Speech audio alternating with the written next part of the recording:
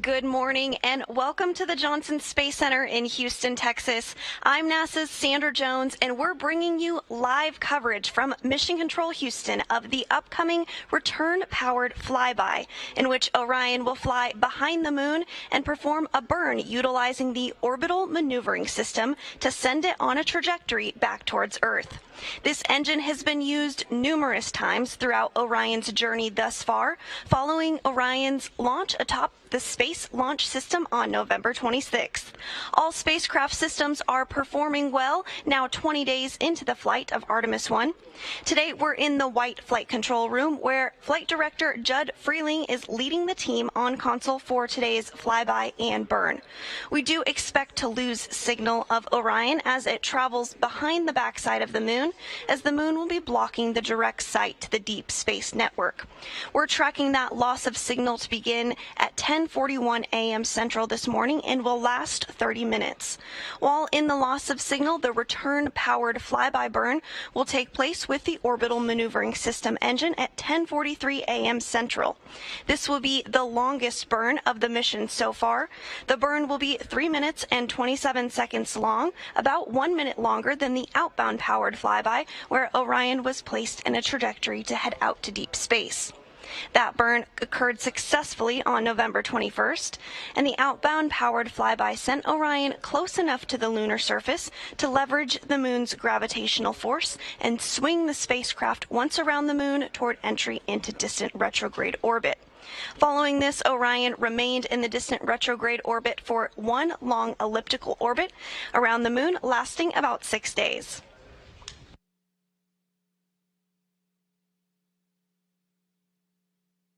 We're now on the return journey of our trip, and this last big push will bring Orion on the trajectory to head towards home. You are looking at a view of the moon, a live view, as well as the Orion spacecraft. Right now, Orion is 5,680 miles away from the moon. Orion is traveling at 3,800 miles per hour, and Orion is over 230,000 miles away from planet Earth. At the closest approach this morning, Orion will be about 80 miles above the lunar surface. That closest approach will occur when we are behind the moon in that period of a loss of signal.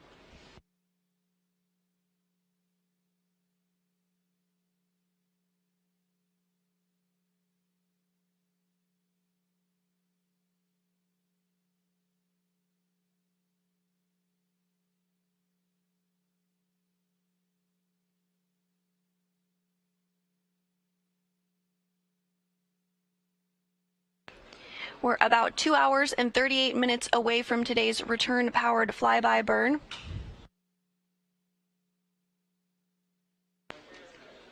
Again, this burn will occur with the Orbital Maneuvering System engine, or IMission engine.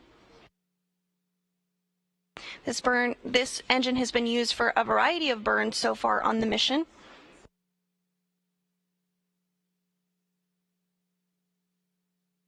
And you're looking at a view here on your screen of the Orion spacecraft. That large engine on the very bottom of the European Service Module is the Orbital Maneuvering System, or IMission engine. This main engine is a repurposed Space Shuttle Orbital Maneuvering System engine that has flown in space many times before. It actually flew on 19 space shuttle flights, beginning with STS-41G in October of 1984 and ending with STS-112 in October of 2002. Now, the IMission engine is not the only engine on board Orion. There's also 8 auxiliary engines, which you see a few of here. Those are also located on the bottom of the service module in 4 sets of 2. Each of these engines can provide about 100 pounds of thrust, and these engines provide steering and can pulse on and off during burns.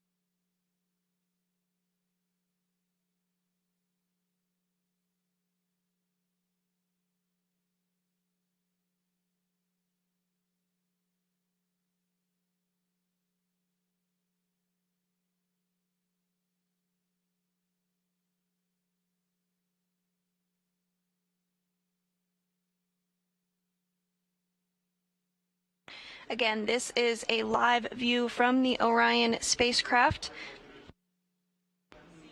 Orion is 5,500 miles away from the moon, but closing in. At closest approach later this morning, Orion will be just 80 miles above the lunar surface. Orion has had quite the journey, now 20 days into this 25-and-a-half-day mission. Notably, during this flight, Orion beat the longest distance ever traveled for a human-rated spacecraft meant to return home. At its furthest point from Earth, Orion was 268,563 miles from our home planet.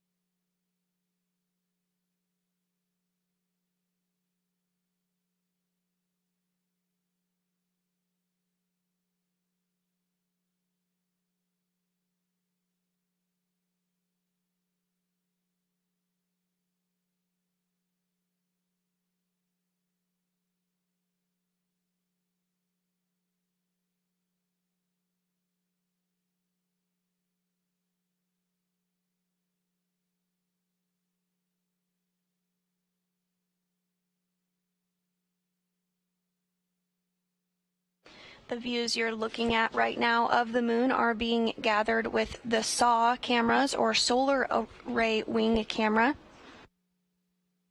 The solar array wings are those X-shaped wings that stick out of the bottom of the Orion vehicle, and they are used to collect solar power and distribute to the vehicle. But on the very edge of these wings, are cameras. As you rotate the solar array wings, you are able to capture different views of not only the vehicle itself, but also of both the moon and, earlier on in the mission, the Earth.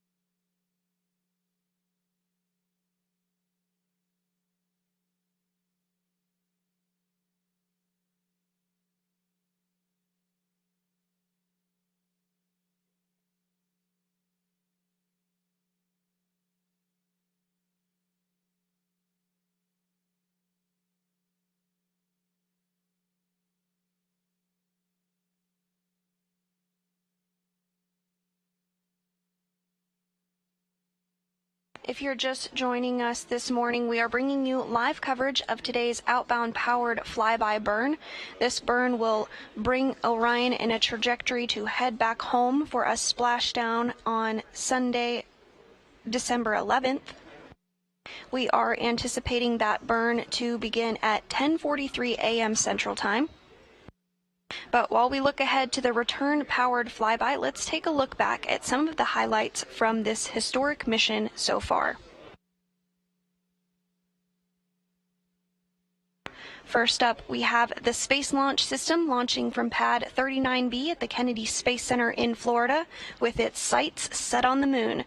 SLS blasted off at 12:47 a.m. Central on November 16th.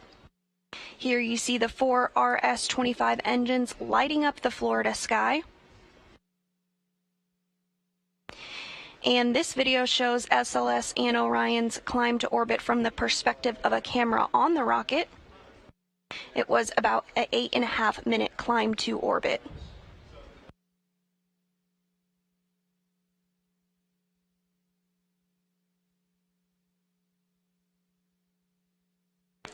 And following liftoff and that climb to orbit, the translunar injection burn took place for Artemis 1. The TLI maneuver took place as the upper part of the rocket, officially named the Interim Cryogenic Propulsion Stage, fired one RL-10 engine, producing 24,750 pounds of thrust to accelerate the vehicle to more than 22,600 miles per hour, a velocity fast enough to overcome the pull of Earth's gravity and propel Orion out of low Earth orbit to send the spacecraft to the moon. The TLI maneuver precisely targeted a point above the moon that will guide Orion close enough to be captured by the moon's gravity. And right after that TLI burn, the interim cryogenic propulsion stage separated from Orion, which you did just see a video of that on your screen there. Later that day, we received our very first imagery of Earth, as well as completed the first checkout of the Orbital Maneuvering System engine, or OMS engine, which went smoothly. Orion was officially on the way to the moon, and again, that OMS engine is the same engine that will be utilized today as we bring Orion home. Now, several days later, on November 21st, Orion performed the outbound powered flyby burn with the orbital maneuvering engine as well. This video shows Orion as it approaches the moon for this burn.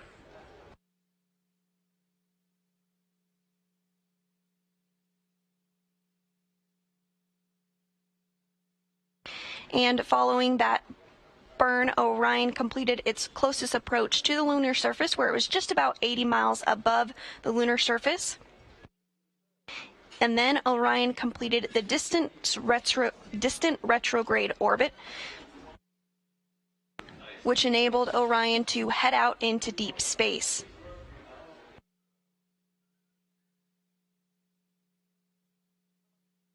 Now, this photo that you're looking at on your screen was taken while Orion was in that distant orbit.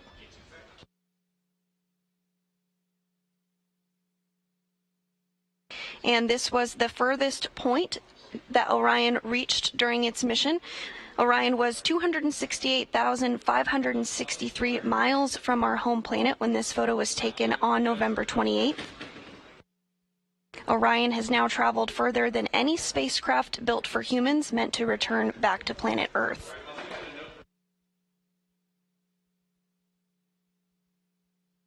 And in this photo, Orion's solar rays split the difference between the Earth and the Moon on flight day 14. This image was captured by a camera on the tip of one of the spacecraft's 4 solar arrays.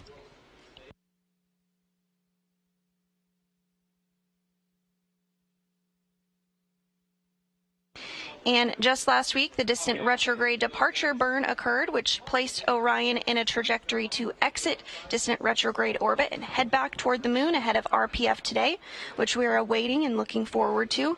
And here's some video just prior to that burn. And you can see Earth there in the almost center of your screen, right behind the solar array.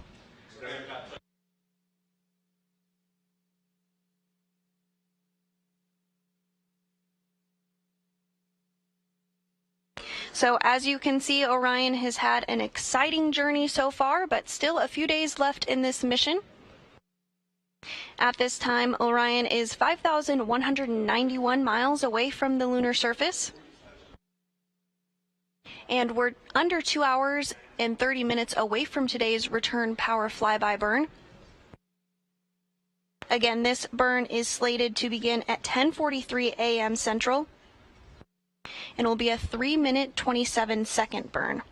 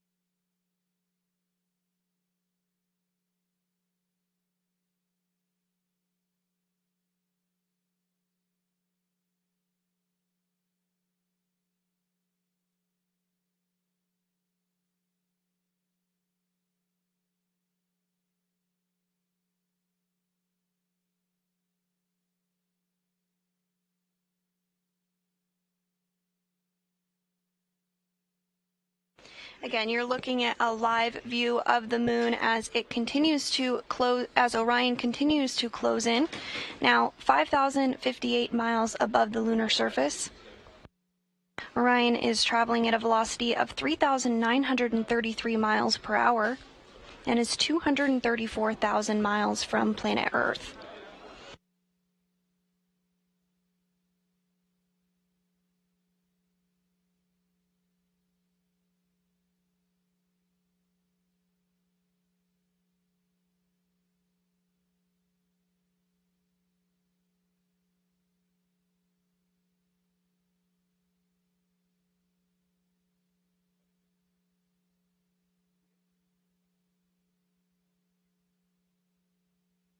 Now, in this image of Earth right now, we actually are able to view several Apollo landing sites rather. Of course, we are a bit too far away to make out any distinct features, but you are looking at the landing sites for Apollo 15, 17, 11, 16, and 14.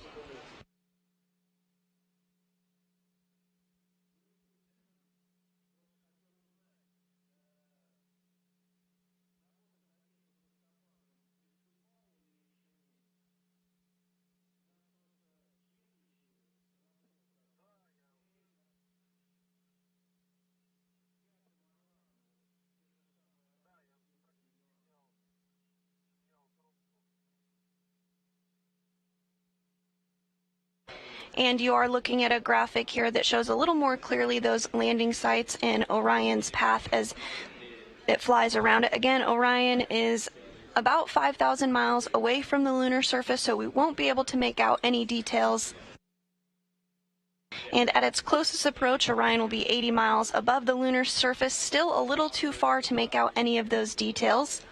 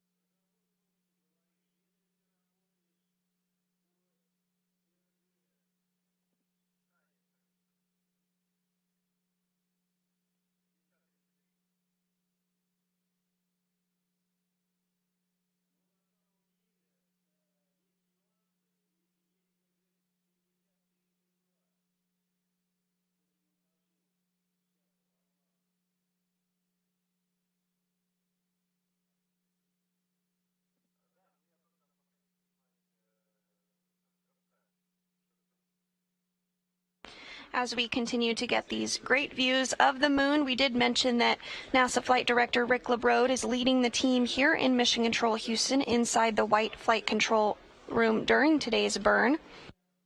But let's take a quick look at this video, which discusses the various flight directors of Artemis in a little bit more detail.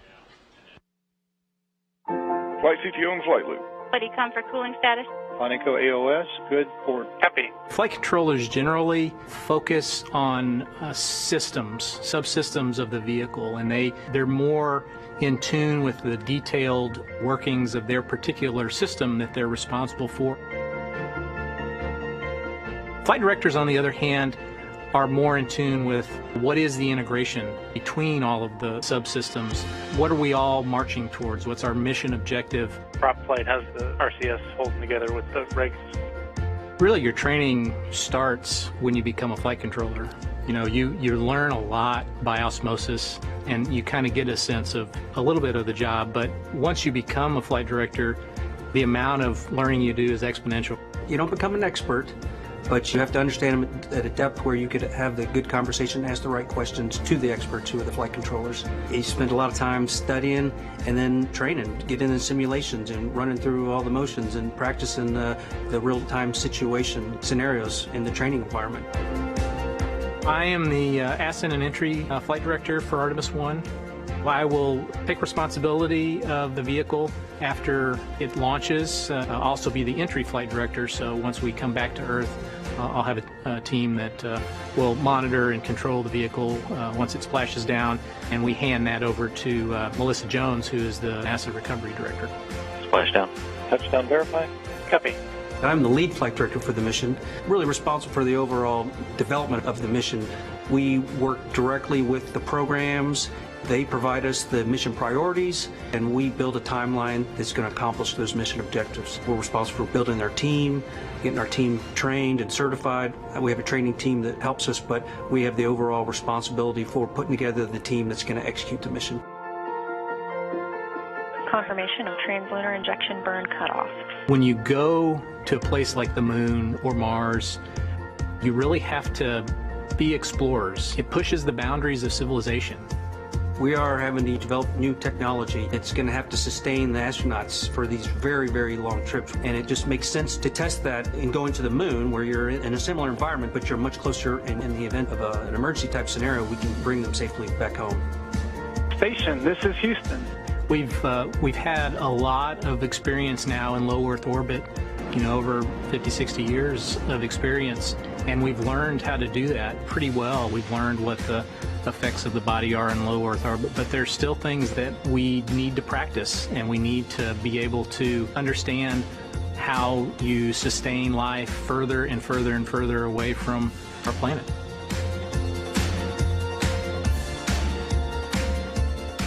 It's just so different from everything you learn when you do low Earth orbit. And that's what's making it so much fun. I'm every bit as excited about this mission as I was the first day I walked in the doors of Mission Control.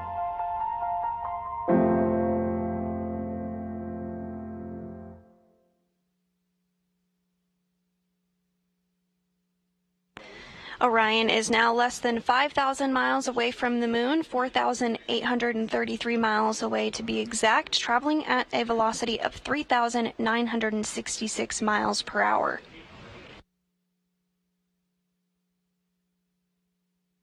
We're 2 hours and 13 minutes away from today's burn. We're still targeting 10:43 a.m. Central for that burn.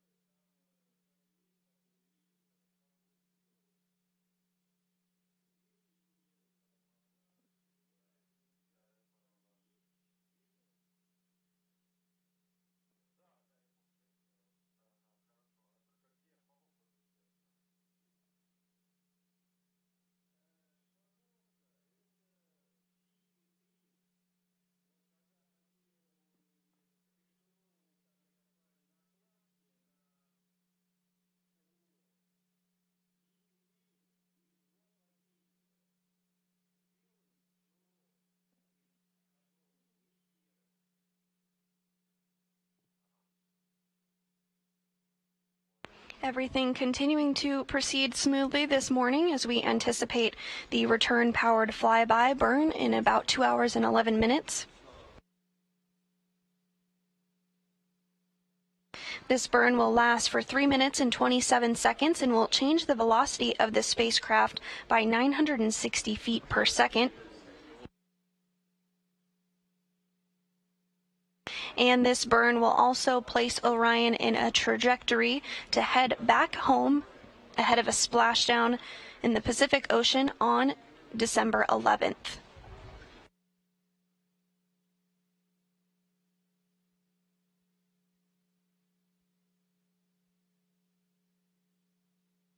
The next major milestone here in Mission Control Houston is when Flight Director Judd Freeling will poll the team of flight controllers for a go, no-go for the burn.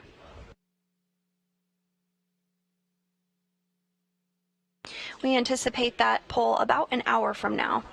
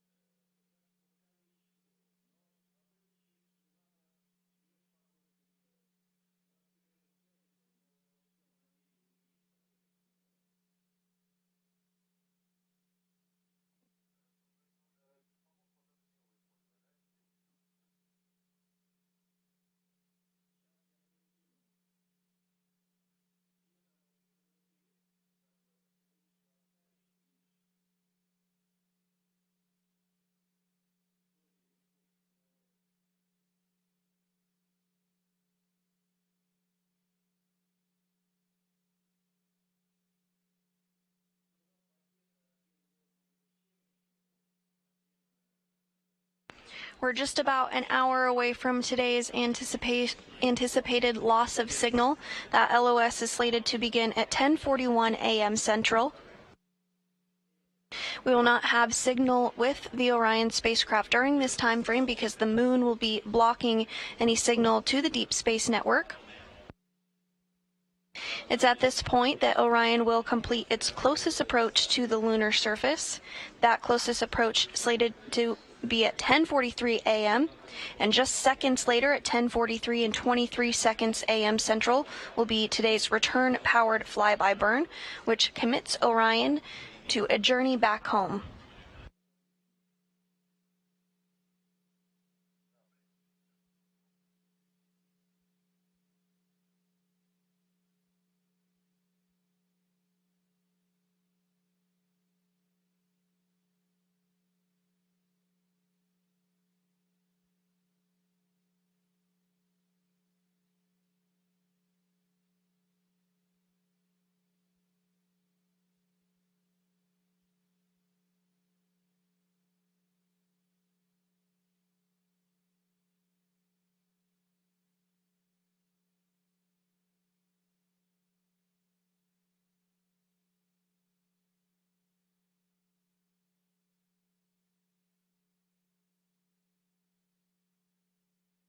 Orion is now 4,571 miles away from the moon, traveling at a velocity of 3,996 miles per hour.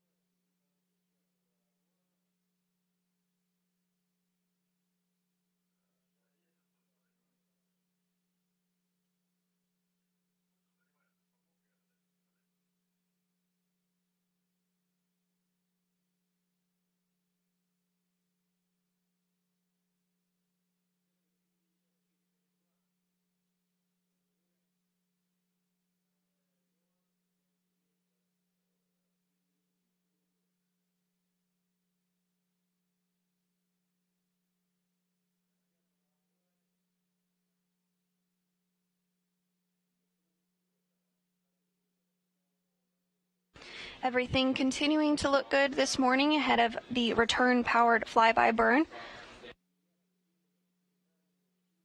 That burn will take place 2 hours and 4 minutes from now and will last 3 minutes and 27 seconds long.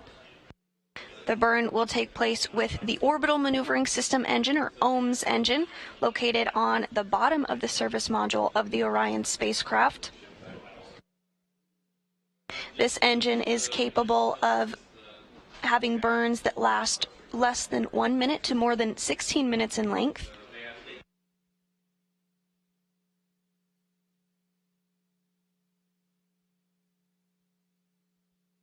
The OMS engine is the main engine on the European service module and provides the primary propulsion for Orion's major in-space maneuvers.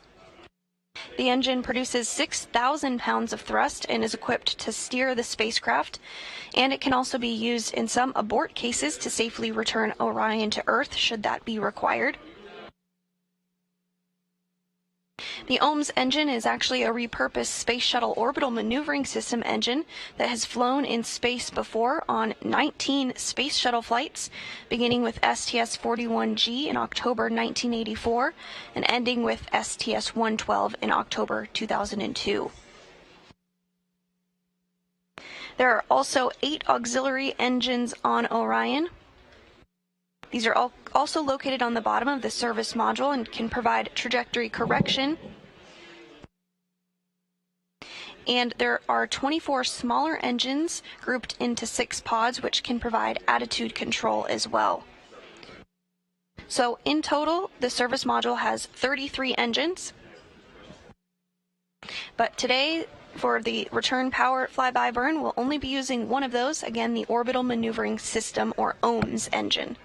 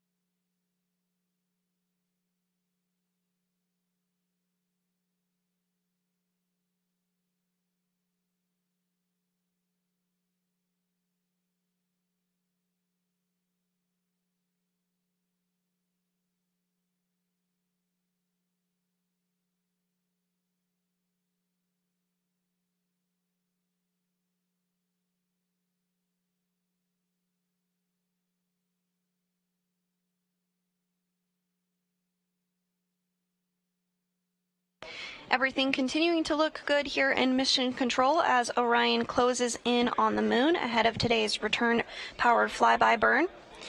Before and during the Artemis 1 mission, we asked the public to share your moon-inspired creations with the hashtag NASA MoonSnap. We have received thousands of submissions, but here are just a few of them. This is a mural painted by Nikki Adams. You can clearly see the Space Launch System rocket as well as the Greek goddess Artemis, after which the Artemis missions are named. Artemis is the goddess of the moon and the hunt, and I think you can see her arrows and a deer included in the mural as well. Next up, we have a photo submitted by Jessa Rodriguez. The title is Ben and Sophia Plot Their Course. You can see the inclusion of Snoopy in his flight suit as well.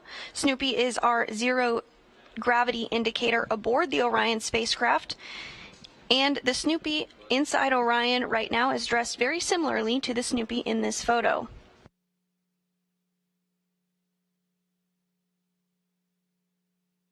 What we see here is a 3D printed art piece from Terramoto.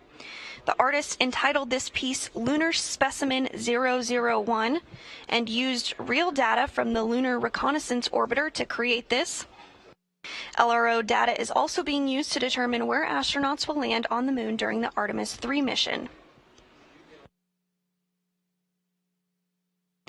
And the last image we have to show you today is from STEM educator Susie Bennett.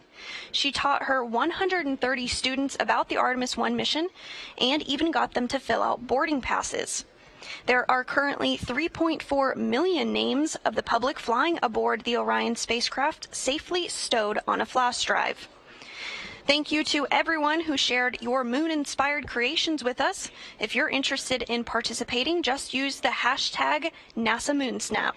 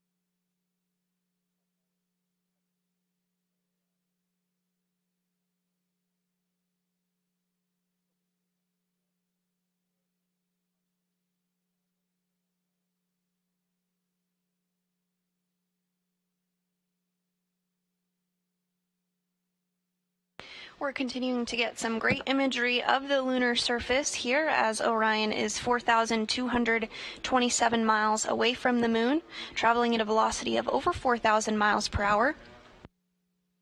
This imagery is coming from a camera on the Solar Array Wing, or SAW.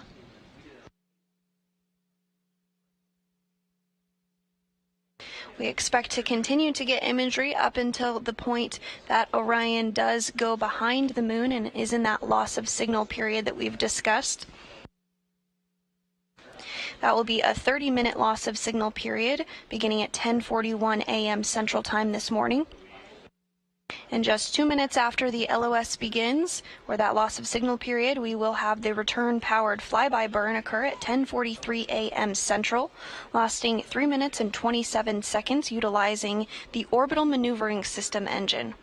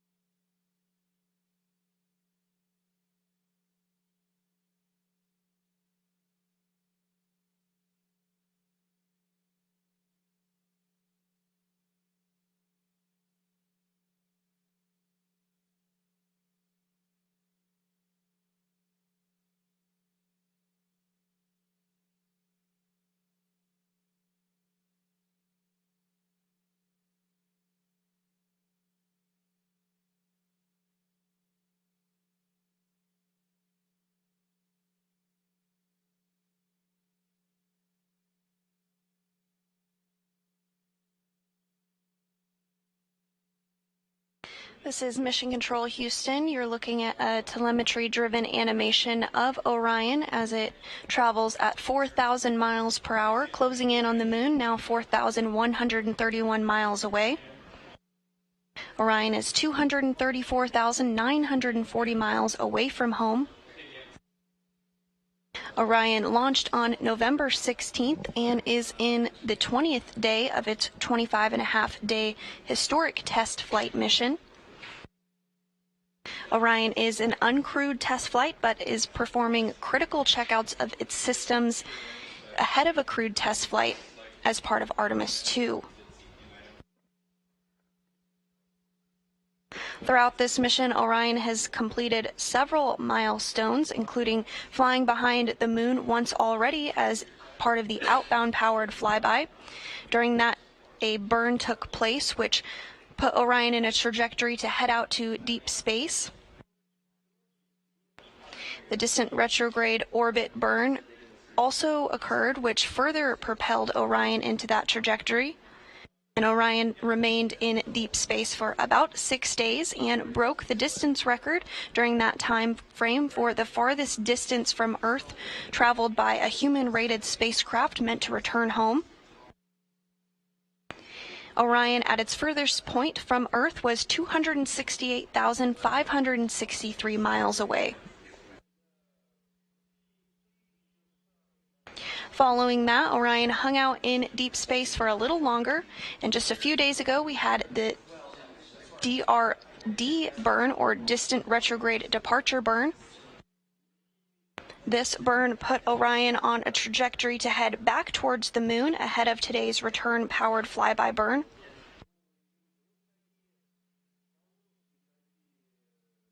Today's burn is critical to ensure that Orion is on the proper trajectory to return back to Earth safely.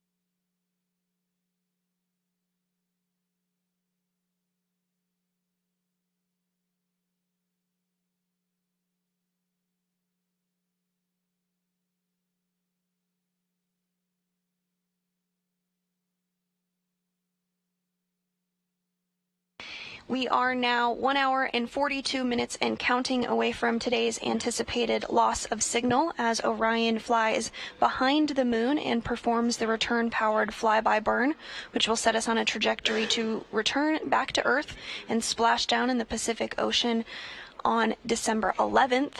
But now, as you can imagine, this moment can certainly be a bit suspenseful as we await Orion to emerge from the backside of the moon and regain communications with the Deep Space Network.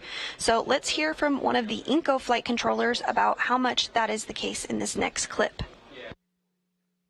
During each mission to the moon, we'll have a period of time where the spacecraft goes behind the moon and we lose line of sight with the spacecraft from the DSN stations. That can be quite a nail-biting time. Usually we're executing an important maneuver or a burn during that time, and we have a predicted time when we should reacquire the signal, and so everybody is usually staring at that clock. As soon as the signal comes in-house, there's a sigh of relief, and we check to make sure that the burn executed correctly and that the spacecraft is in good health.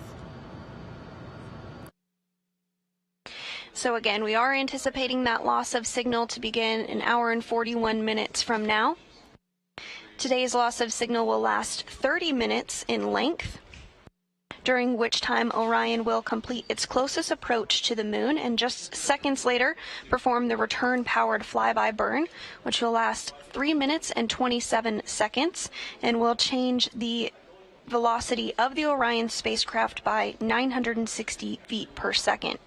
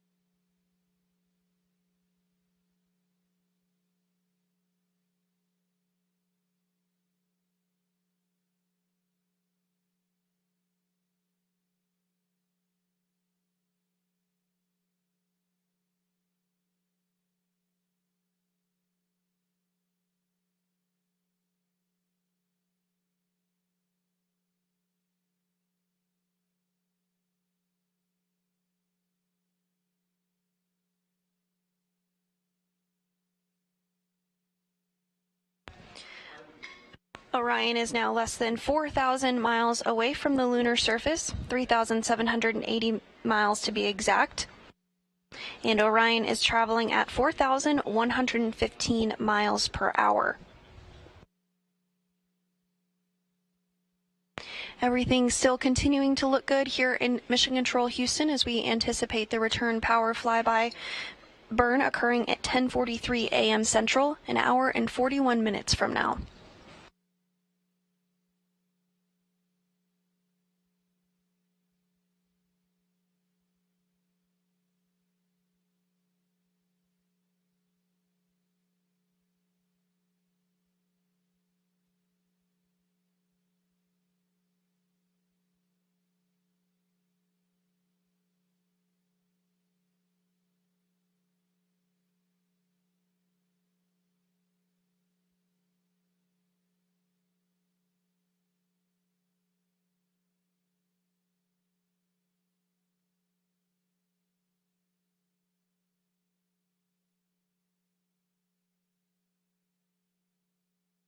Today's return power flyby will send Orion close enough to the lunar surface to leverage the moon's gravitational force and swing the spacecraft into a trajectory to return back to Earth.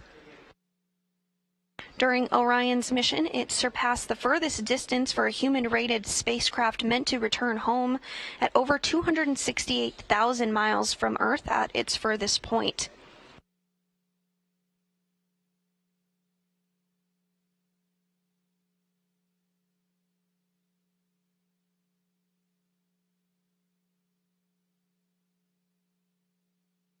Prior to the distant retrograde departure burn, Orion was in deep space in a distant retrograde orbit.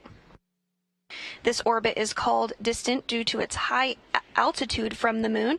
It's about 40,000 miles past the moon in its orbit. This orbit is 30,000 miles further than the previous record set during Apollo 13, and again is the furthest in space any spacecraft built for humans has ever flown.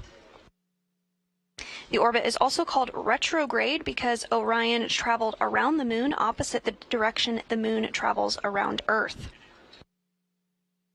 Distant retrograde orbit provides a highly stable orbit where little fuel is required to stay for an extended trip in deep space in order to put Orion's systems to the test in an environment far from Earth. The orbit that Orion completed in this mission is different from the orbit done during the Apollo program, in which the spacecraft orbited much closer to the lunar surface in a more circular fashion. It's important for us to learn about how a spacecraft functions in a deep space environment because as part of the Artemis program, the Gateway program is building a small human-tended space station orbiting the moon that will provide extensive capabilities to support NASA's Artemis campaign. Gateway will be built with international and commercial partnerships and will support sustained exploration and research in deep space, and will include docking ports for a variety of visiting spacecraft, as well as space for crew to live and work, and onboard science investigations to study heliophysics, human health, and life sciences, among other areas. Gateway will be humanity's first space station in lunar orbit to support NASA's deep space exploration plans.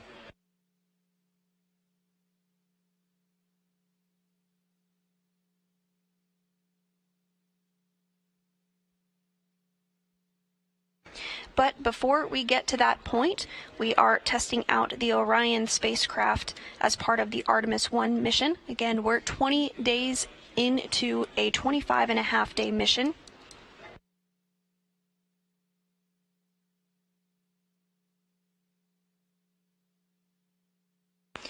And today's return-powered flyby is the next major milestone in Orion's 25-and-a-half-day mission. This burn will slingshot Orion around the moon and place it on a trajectory to splashdown in the Pacific Ocean on December 11th.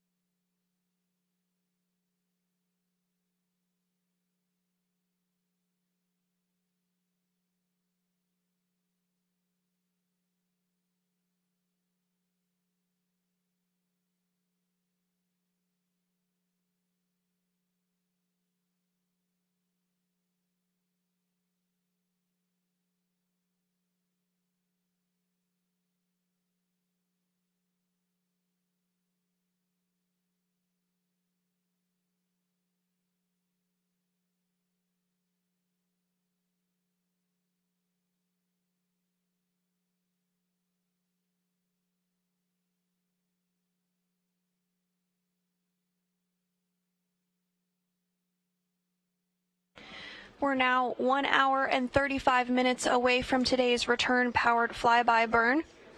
Orion is currently traveling at 4,157 miles per hour and is 3,529 miles away from the moon.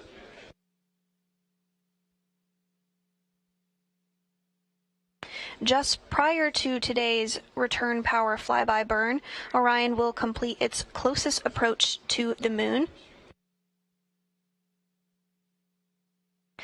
At closest approach, Orion will be 79 miles above the lunar surface. This closest approach, as well as the burn, will occur in our anticipated loss of signal period. That loss of signal slated to begin an hour and 32 minutes from now and will last 30 minutes long. The reason we will not have signal with the Orion spacecraft is because the moon is blocking the connection to the Deep Space Network during that time period. Again, today's LOS will be a 30-minute long loss of signal, but we are anticipating to regain communications with the Orion spacecraft once it comes around to the other side of the moon and is able to regain communications with the Deep Space Network. At that point, flight controllers here in Mission Control Houston will be able to analyze today's 3-minute and 27-second return power flyby and make sure everything performed as expected.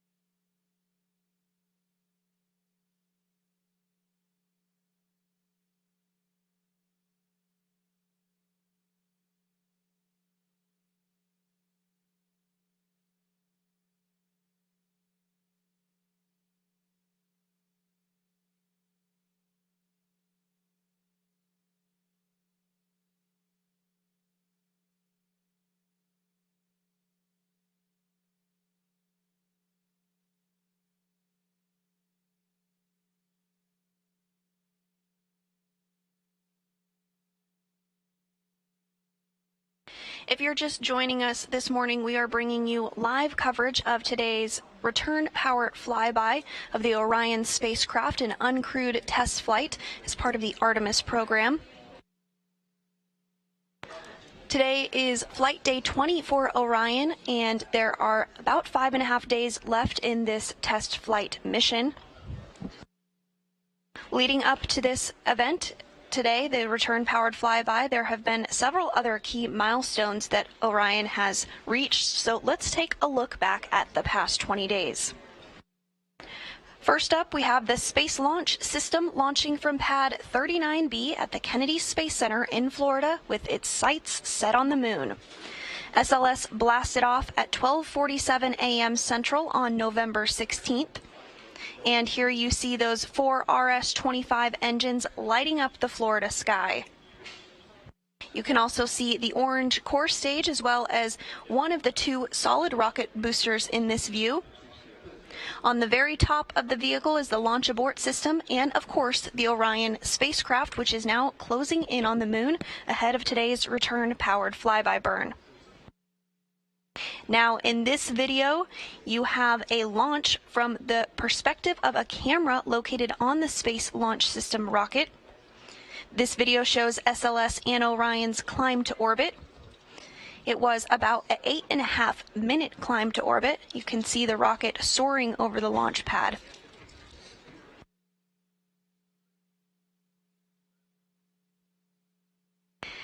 Following liftoff and the climb to orbit, the translunar injection burn took place. The translunar injection maneuver took place as the upper part of the rocket, officially named the Interim Cryogenic Propulsion Stage, fired one RL-10 engine, producing 24,750 pounds of thrust to accelerate the vehicle to more than 22,600 miles per hour, which is a velocity fast enough to overcome the pull of Earth's gravity and propel Orion out of low Earth orbit to send the spacecraft to the Moon.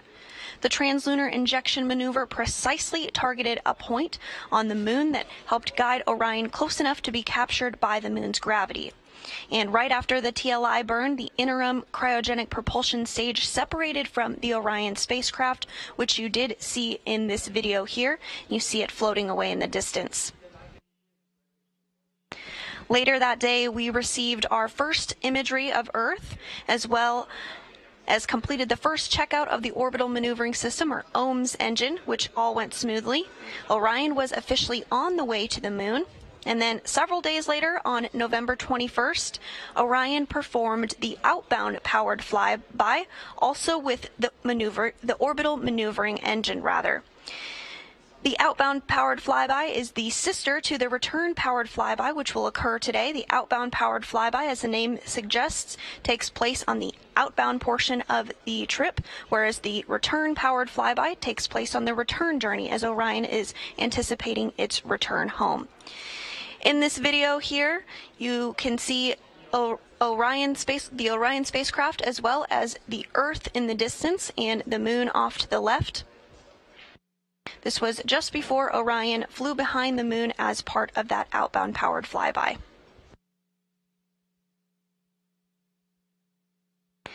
After this, Orion was placed in a deep space trajectory where it completed a distant retrograde orbit. During that time frame, Orion traveled the furthest distance than any human-rated spacecraft meant to return back to Earth had ever traveled. And in this photo here, you see Orion take a photo of planet Earth from over 268,000 miles away.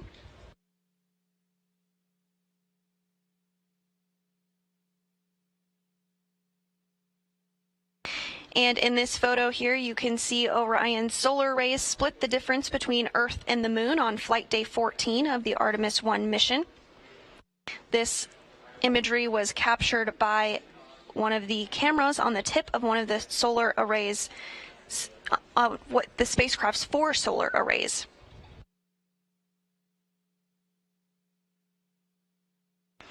And just last week, on December 1st, the distant retrograde departure burn occurred, which placed Orion in a trajectory to exit the distant retrograde orbit and head back toward the Moon ahead of the return-powered flyby, which we're looking forward today. In this view here, you can see the solar array flexing, as well as an Earth in the distance there, almost in the center of your screen.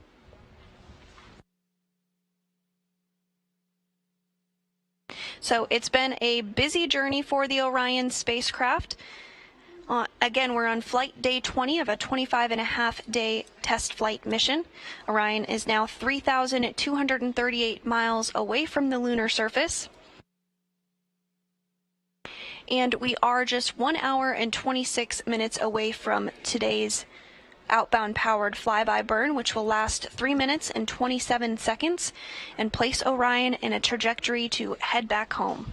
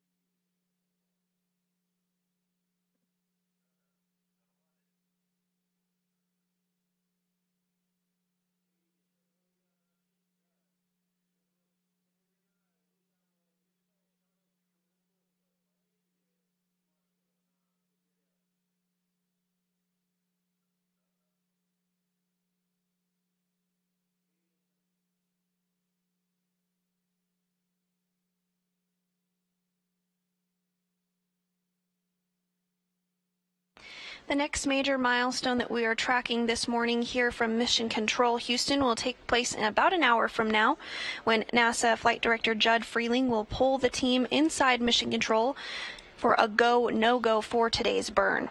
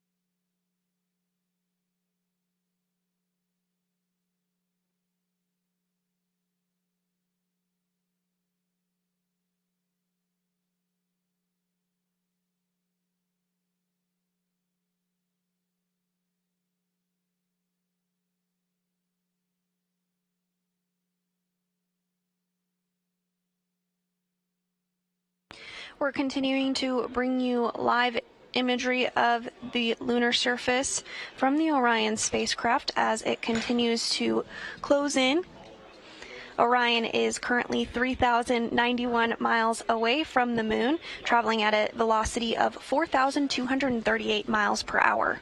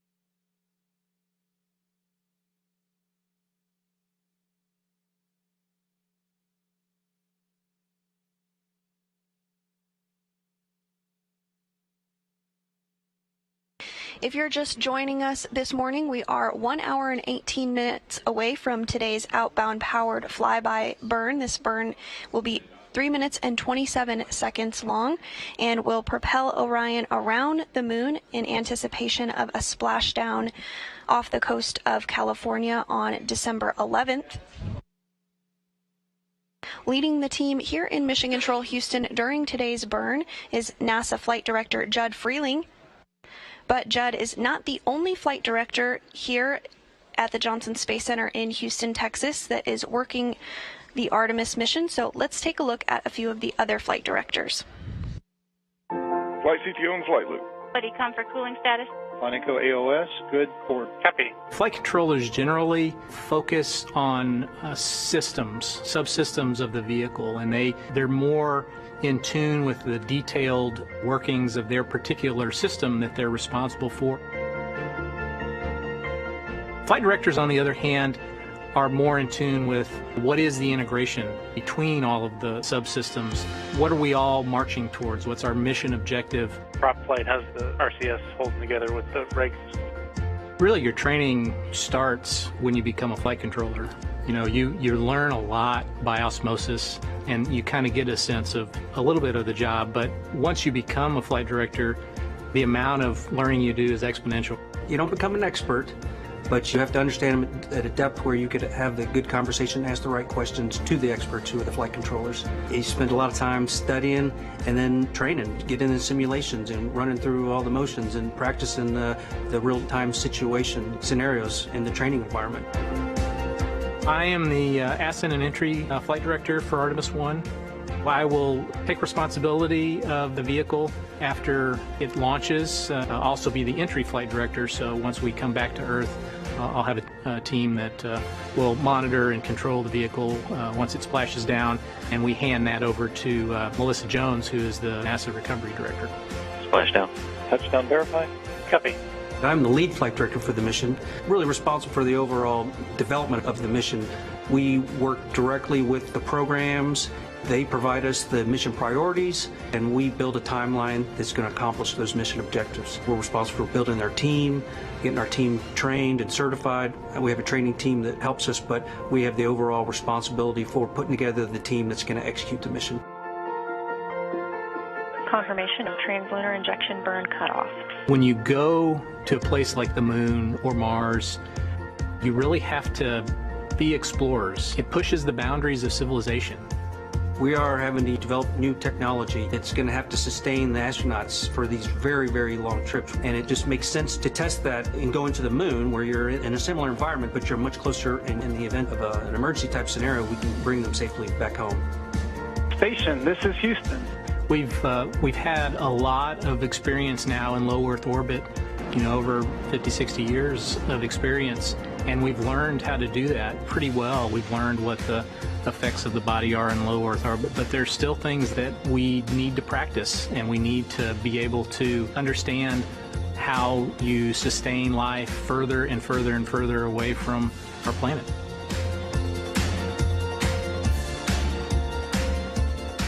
It's just so different from everything you learn when you do low Earth orbit. And that's what's making it so much fun. I'm every bit as excited about this mission as I was the first day I walked in the doors of Mission Control.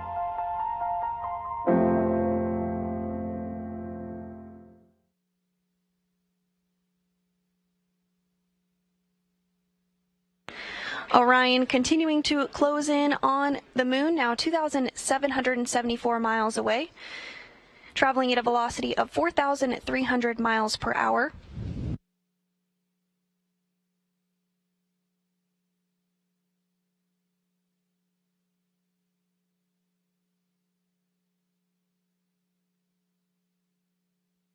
And you are looking at a view of the bottom of the European space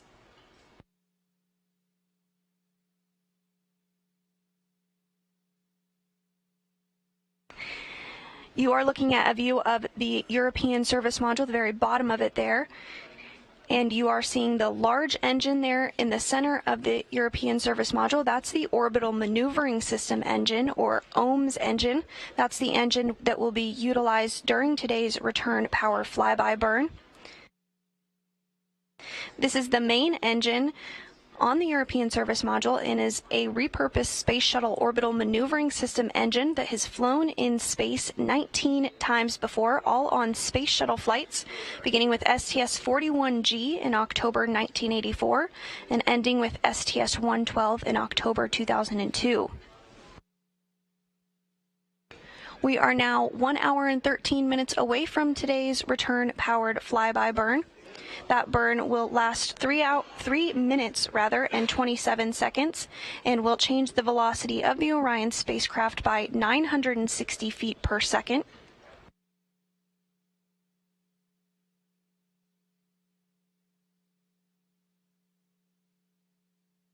You're also getting a great view of the 8 auxiliary engines on Orion.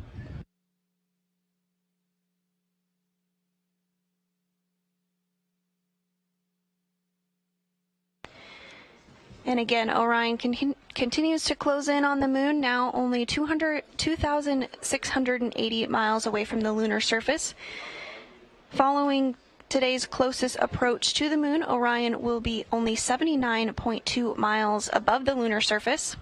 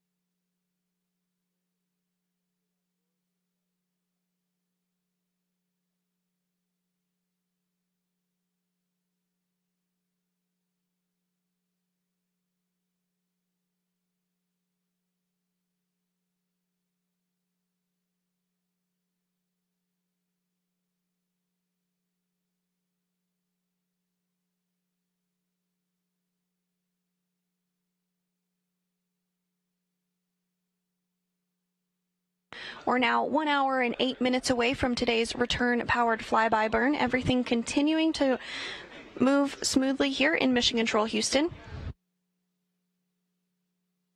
As a reminder, we will lose signal when Orion crosses behind the moon. That's because the moon will be blocking the signal to the Deep Space Network. We are anticipating that loss of signal 1 hour and 5 minutes from now. That will be a 30-minute loss of signal. During this loss of signal period is when Orion will complete the return-powered flyby burn, that 3-minute and 27-second burn that will send Orion on a trajectory to head back home ahead of a splashdown in the Pacific Ocean on December 11th.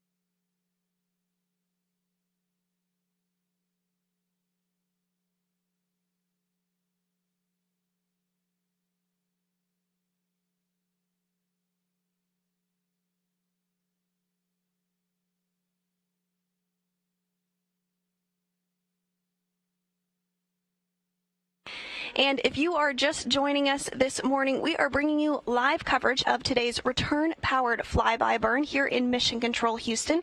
That burn is 1 hour and 6 minutes away from now and will be a 3-minute, 27-second burn that will slingshot Orion around the moon in a trajectory to head back to Earth and a splashdown on December 11th. But we have been getting some beautiful views of the moon, and I have a very special guest with me this morning. This is Juliana Gross. She's the Deputy Apollo Curator, and she's going to point out some of these amazing features that we have been seeing on the lunar surface in some of the shots that we have been getting. So thank you so much for joining. I really appreciate you taking the time. You're very welcome. I'm very excited to be here. Yes, absolutely. So can you talk a little bit about some of the features that we are seeing on the lunar surface here? Yeah, absolutely. So if you look on the moon right now to the left middle area of the moon there, the bright spot that you see there, that's Copernicus crater. The dark region that is sort of like right in front in the middle center of the moon right now, that's the Imbrium basin. And so these are impact features that we have on the moon. So when the moon formed throughout its history, over its 4.5 billion years, has been bombarded by meteorites and asteroids.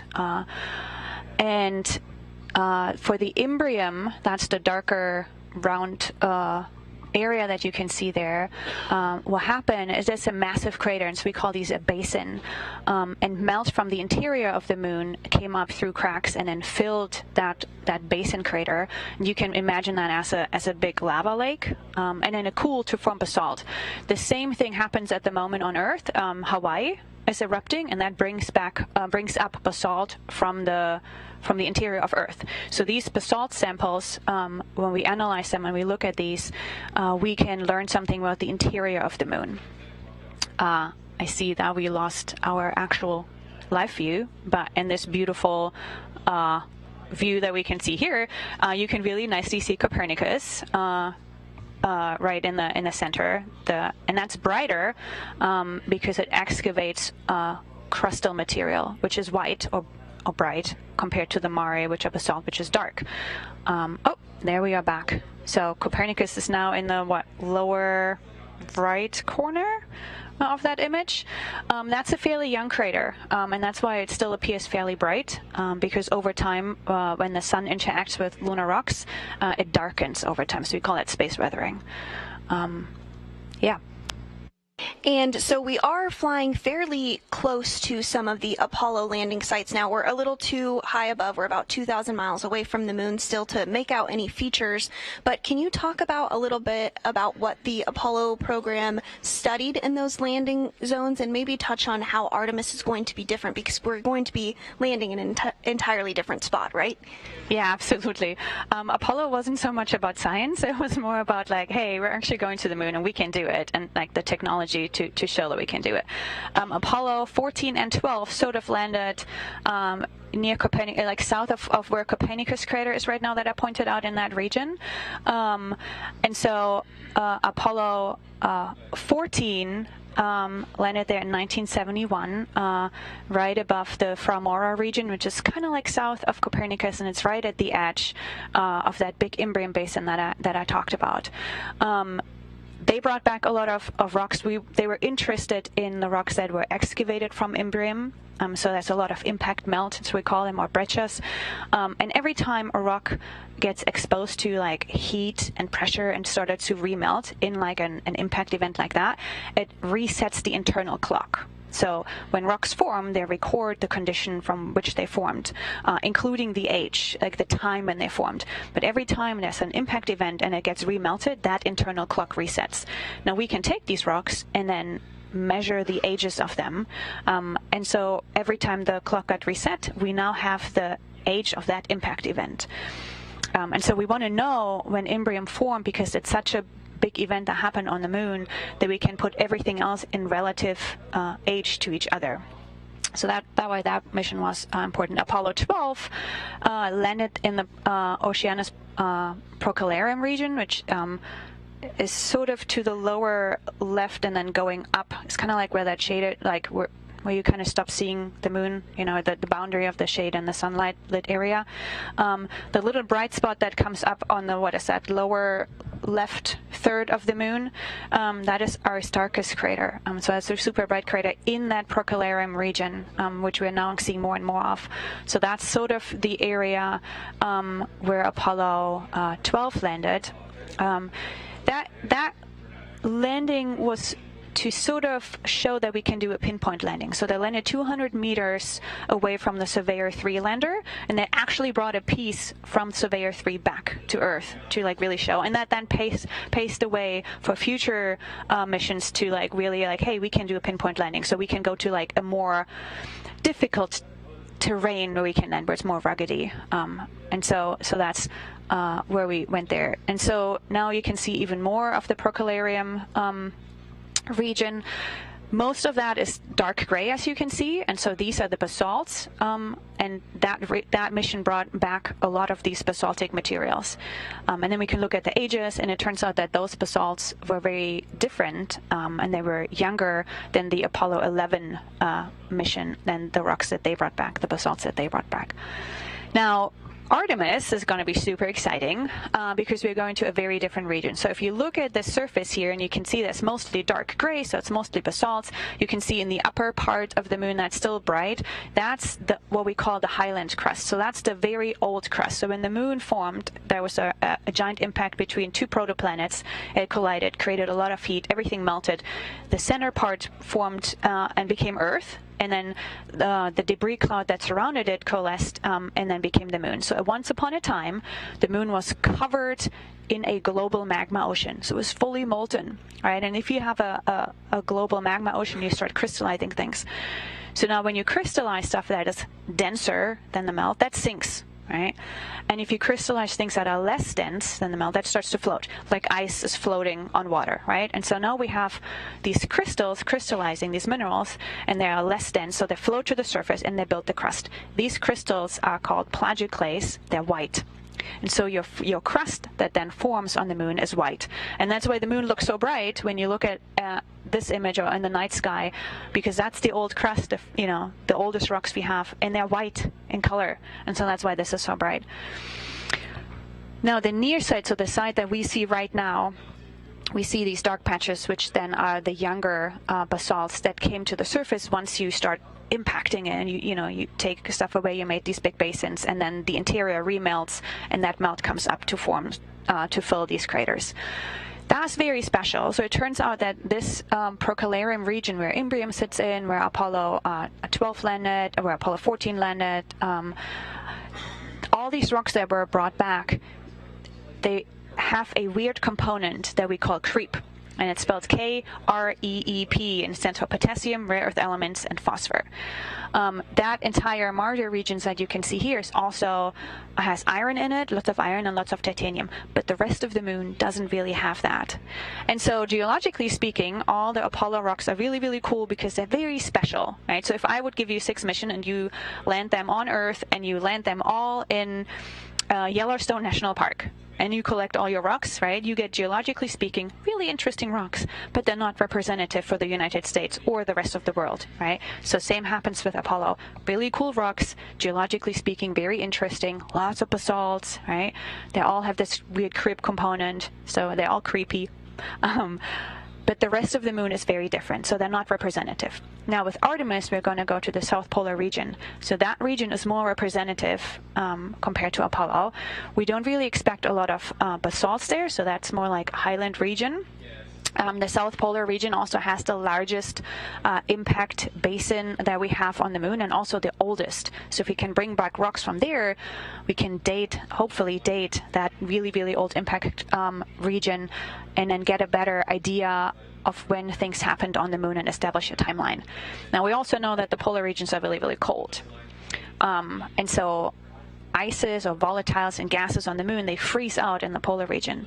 So when we go there and collect rocks, we can also bring back these frozen samples and then learn something about where the water is coming from, whether it's moon or, there was lots of asteroids and comets that impacted the moon. And then so we can also learn about something about the water that was delivered to the Earth-Moon system, which most likely also ended up on Earth. And so we can learn something about our own history and how the moon formed and evolved over time better than we can with Apollo. We're missing a lot of rocks and processes with Apollo, and hopefully we can fill these gaps with Artemis. You are a wealth of knowledge. Thank you so much for sharing all of that information. Now, as we continue to get closer and closer to the lunar surface, of course, these features are going to become more and more clear. Orion is now 2,000 miles away from the moon, but at closest approach today, it will be just about 80 miles above the lunar surface. So before you go for the day, it looks like we are starting to get some better views of that area that you were discussing before. Is there any other items or areas that have come into view since we've been chit-chatting that you think would be helpful to point out? Yeah, so we see Kepler crater, which is sort of to the left and lower left of Copernicus, what I just pointed out. So it's this like grayish area with the little dot in the center. And then if you go from there further to the left, right at where the moon's shades are, so there's still a lower left, that really bright area, that's Aristarchus crater. And that's a really young crater, and it's really bright because it brought up material from that crust that I saw, and that's this white rock. It turns out we have orbital reflectance data. So when we look at the light, the sunlight that gets reflected off the surface, we can make assumptions about the chemistry in that region. And it turns out that that region is, geologically speaking, really, really complicated. So it brought back up old crustal material, but we also see some basaltic material. And in the central peak, we see material that is silicic, so it's really, really high in silica. And that usually means there's some kind of evolved rock. And when we say evolved, on Earth, that usually means like granites and stuff like that. We don't really mean it that way here, but it has more silica content in it. When I say central peak, so what happens when you have a big impact into the crust rebounds and brings a central part comes up. If you think about it, throwing a rock into water, right, it makes a splash, and then the water rebounds and brings a kind of like a central thing up and then plops back down. So if you would freeze that water, it would stand up in the center. So that happens on the moon or on Earth as well, where like the crust rebounds. And so the central peak is the area that is the deepest material that got brought back to the surface. So that is of importance and special interest to scientists, because now we have another window into the interior of the moon to study these things. And it turns out, specifically for that little bright crater there, it's super complicated, and then we're still trying to figure out what we are seeing. So it sounds like there's definitely much to be learned from the moon, especially through the Artemis program, and I'm sure you're looking forward to getting some of those samples back to be able to study in depth. Oh, absolutely. Well, thank you so much, Juliana, for taking time out of your day to chat with us. I really appreciate it. I hope you have a good rest of your day. Thank you so much, and thank you for having me. This is fantastic.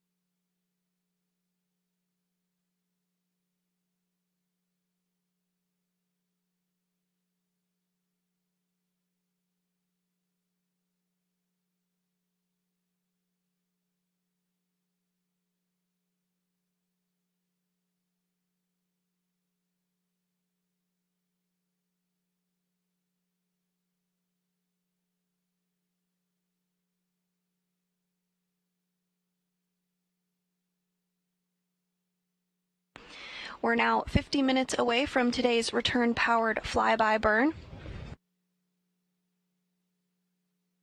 This burn will slingshot Orion around the lunar surface and put it in a trajectory ahead of a splashdown on December 11th back on Earth.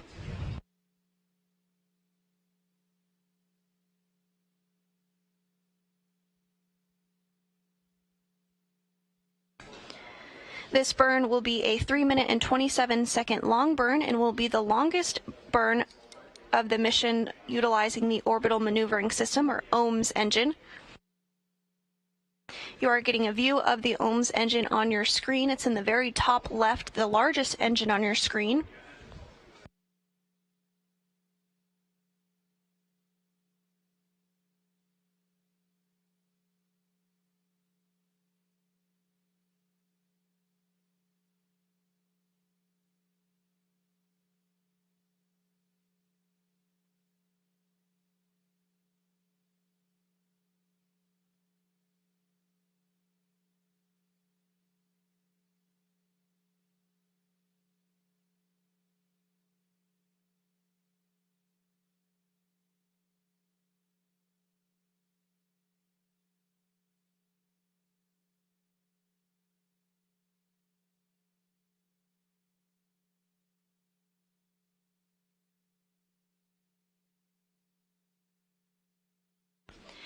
The next major milestone that we're tracking here in Mission Control Houston is the Go, No-Go poll.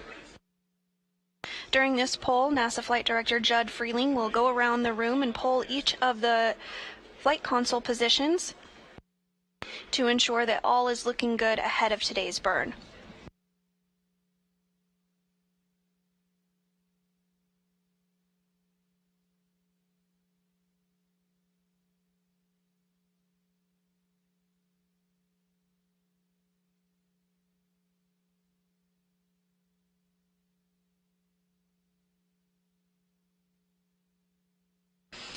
Orion is now less than 2,000 miles away from the moon, 1,756 miles, moving at a velocity of 4,563 miles per hour.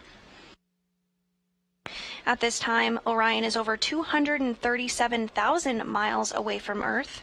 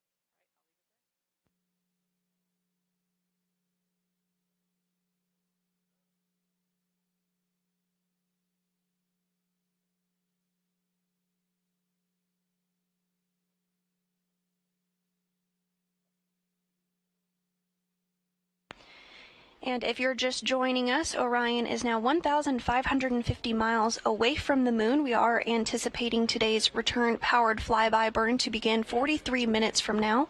This burn will last 3 minutes and 27 seconds. During the time period that the burn takes place, Orion will be in a loss of signal period because it will be directly behind the moon, and the moon will be blocking the signal with the deep space network. Today's loss of signal will last for 30 minutes. After we come back around to the other side of the moon, we anticipate regaining communications with the Orion spacecraft, and that's when the team here in Mission Control will be able to analyze the return-powered flyby burn and make sure everything went as expected. This burn is critical as we look ahead to a return and splashdown of the Orion spacecraft on December 11th. Today's burn will put us in a trajectory to enable that splashdown.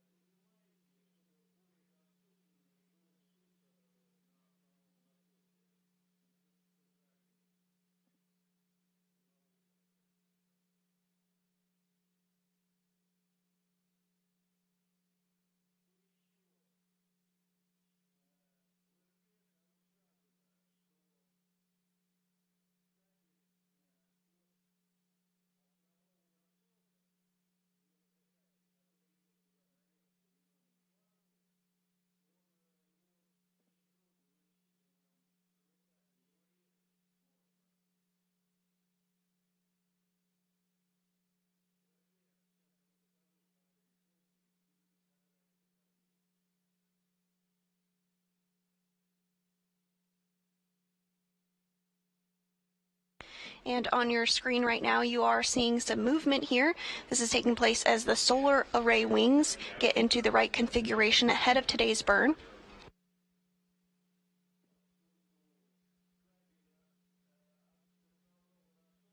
A great view of the Orbital Maneuvering System engine, or OMS engine, coming into view on the European Service Module. That's that large engine on the very bottom of the European Service Module, and is the engine that will be used during today's 3 minute and 27 second burn.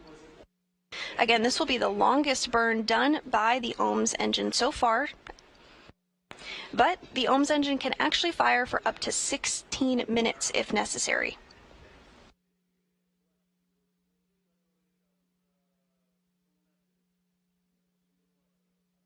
You're also getting a view of the 8 auxiliary engines on Orion. These engines can fire for less than 1 minute, up to 45 minutes in length. And these engines are used more for trajectory corrections. Each engine provides about 100 pounds of thrust and can provide steering during burns by pulsing on and off.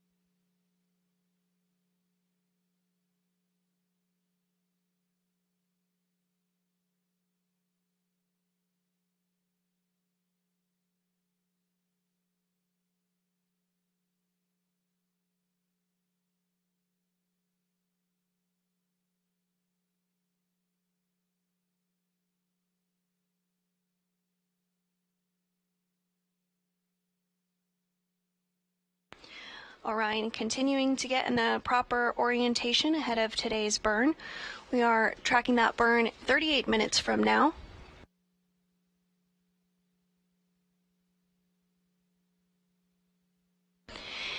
And again, during that burn, we will lose signal with the Orion spacecraft. The loss of signal will be 36 minutes from now.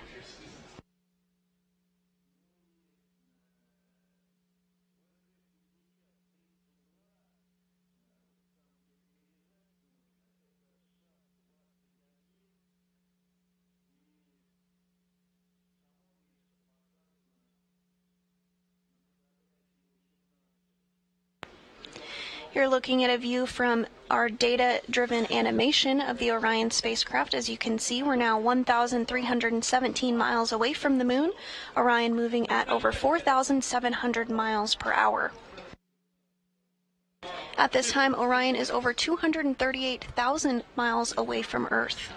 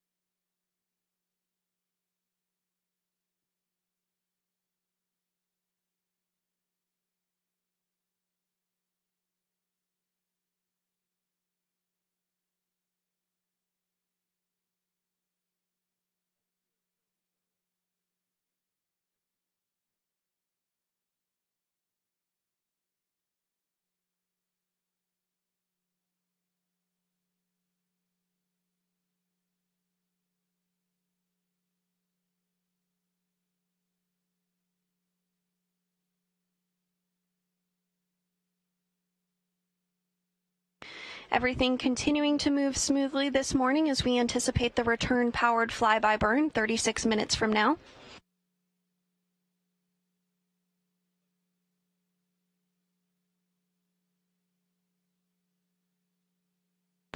We are hearing that the Orion spacecraft is now in the proper attitude ahead of today's burn.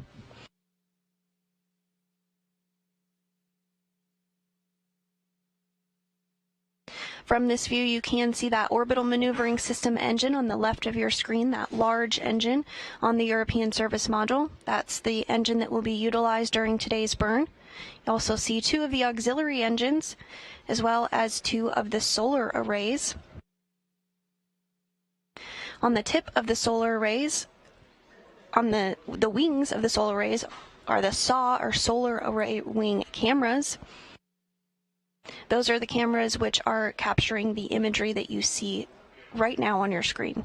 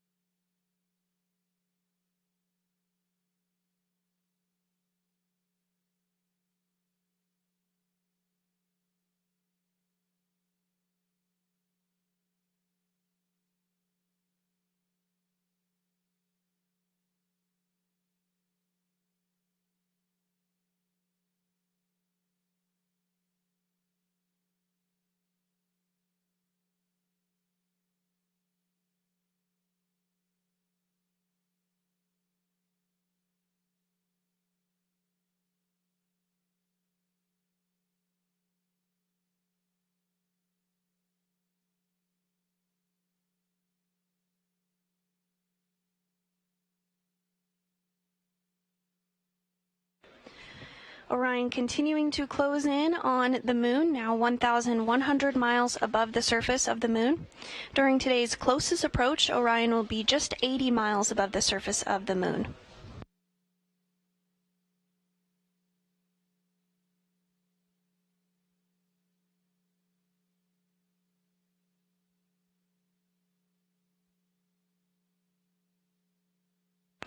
Here in just a couple of minutes, we do expect NASA Flight Director Judd Freeling to give a go, no-go poll for today's return-powered flyby burn. If the team polls go, then we are anticipating the burn to begin at 10:43 a.m. Central and last 3 minutes and 27 seconds. This burn will slingshot us around the moon and get Orion into a trajectory to return back to Earth and splash down off the coast of California.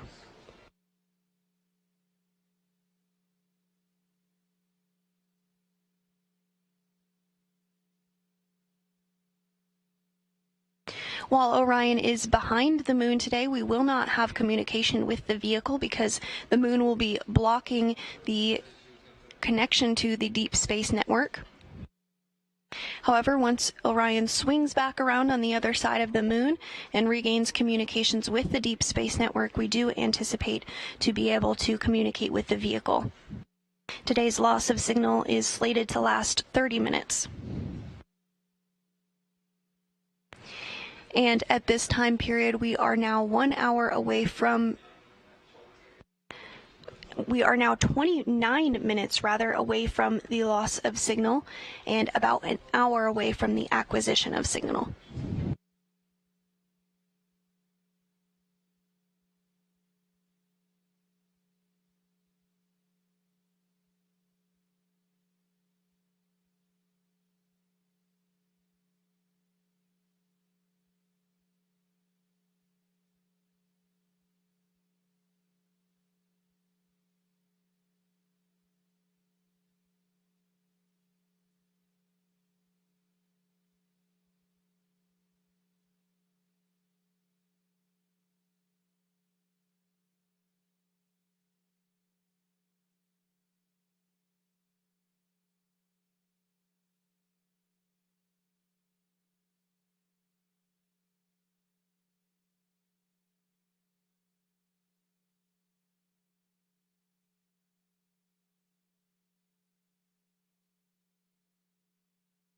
If you're just joining us this morning, we are bringing you live coverage of today's return-powered flyby of the Orion spacecraft, which is now 20 days into its 25-and-a-half-day test flight.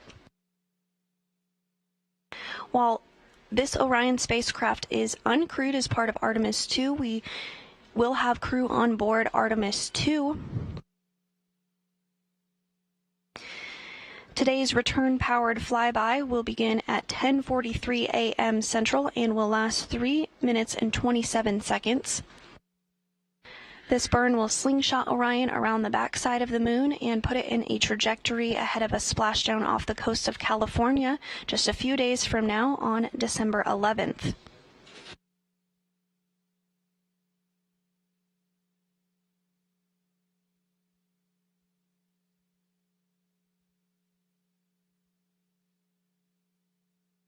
During Orion's mission, it broke the record for longest distance traveled away from Earth for a human-rated spacecraft meant to return back to Earth. On November 28th, Orion broke that record, having traveled 268,563 miles away from our home planet.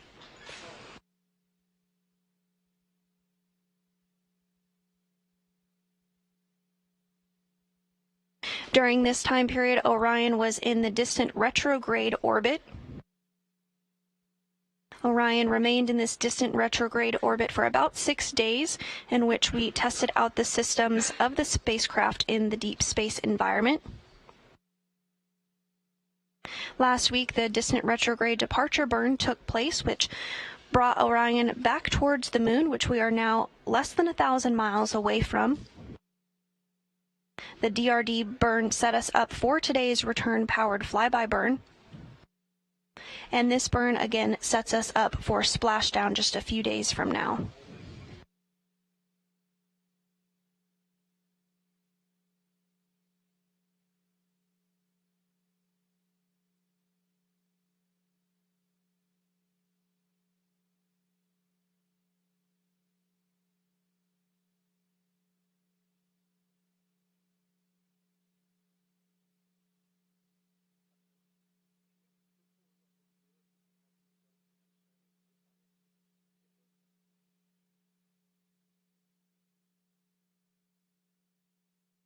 And here is the view of the moon, as mentioned, less than 1,000 miles away.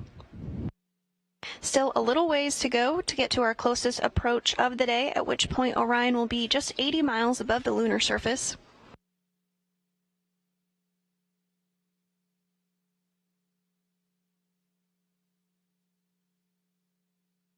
But we are getting closer to today's anticipated burn, now 27 minutes away from that burn, and just 24 minutes away from the anticipated loss of signal.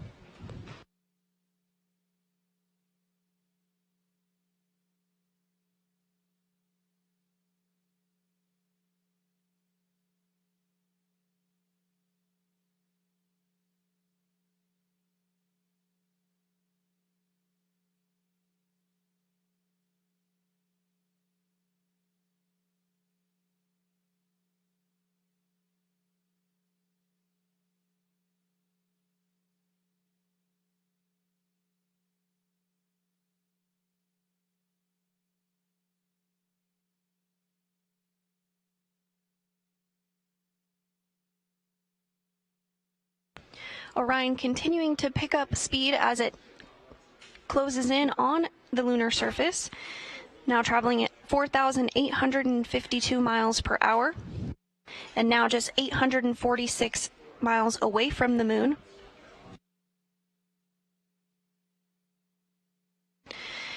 We're continuing to get a shot of the Orion spacecraft, namely the European Service Module and the Orbital Maneuvering System, or OMS engine, on the left hand of your screen there, the largest engine shown. That's actually the largest engine on the Orion spacecraft.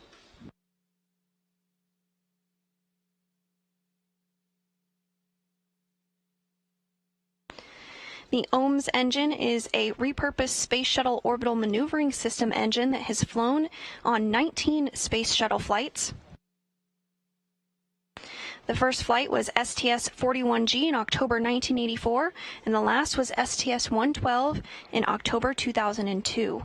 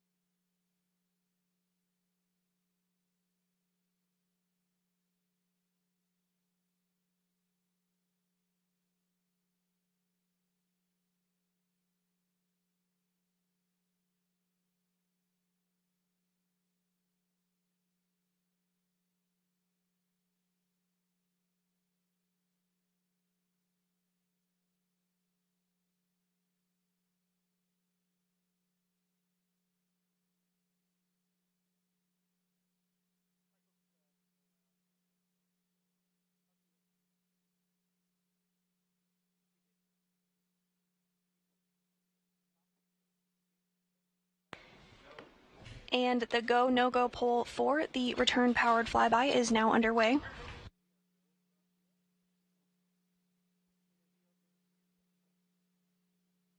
And the team here in Mission Control Houston did poll go for today's return-powered flyby burn. That burn will take place 23 minutes from now.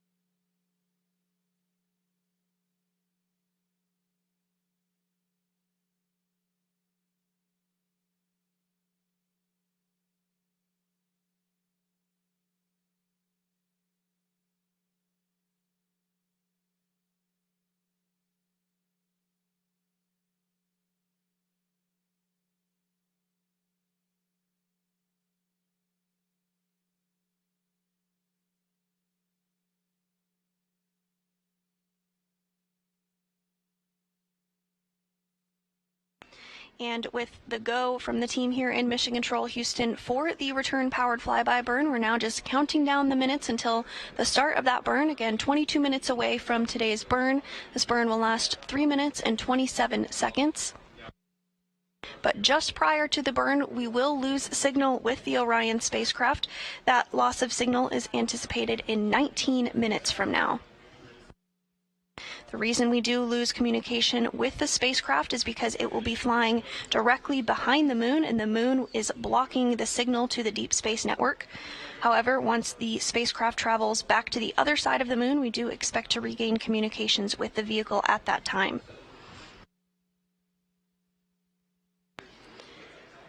Orion is now only 687 miles away from the moon. At closest approach today, Orion will be just 80 miles above the lunar surface.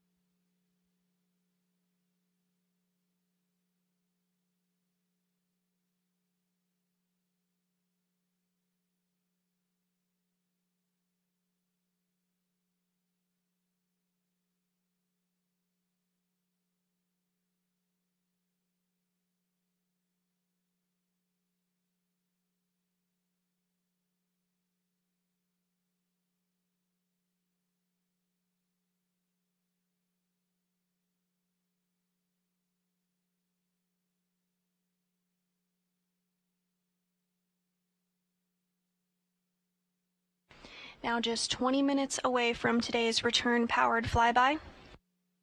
This burn will commit Orion to a trajectory to head back to planet Earth after its 20-day mission so far. By the time Orion splashes down in the Pacific Ocean, it will have been in space for 25.5 days.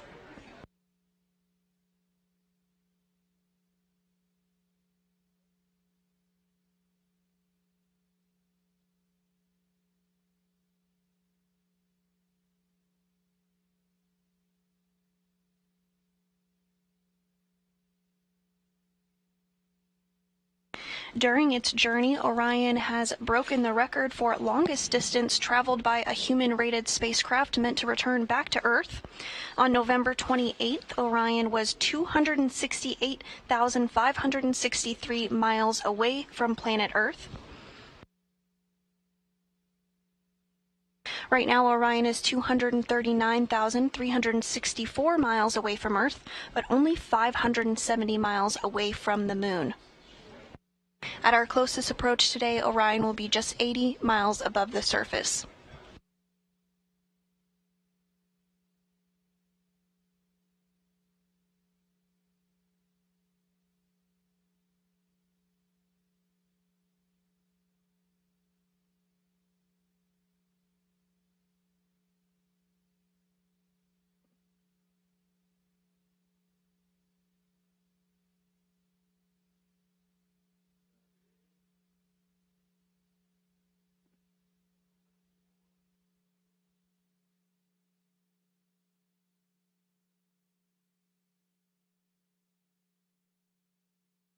Our next set of events will take place in rapid succession. First, we will lose signal with the Orion spacecraft after as it travels behind the moon.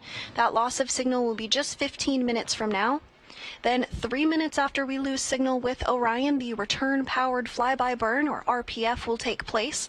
This burn will last 3 minutes and 27 seconds and will be completed with the Orbital Maneuvering System, or IMSS engine, which you see there on your screen to the left on the European Service Module. It's the largest engine on Orion. And today's 3 minute and 27 second burn will be the longest burn that the IMSS engine will have completed on the mission so far.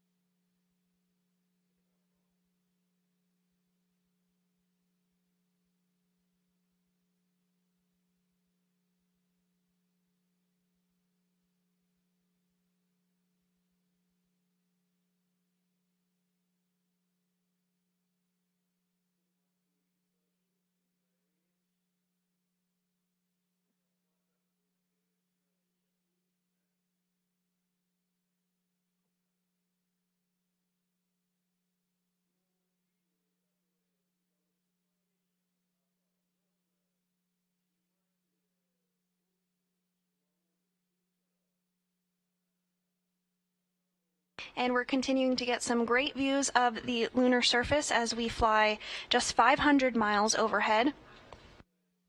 This view coming from one of the solar array wings or SAW cameras as it gets into the proper position for today's burn.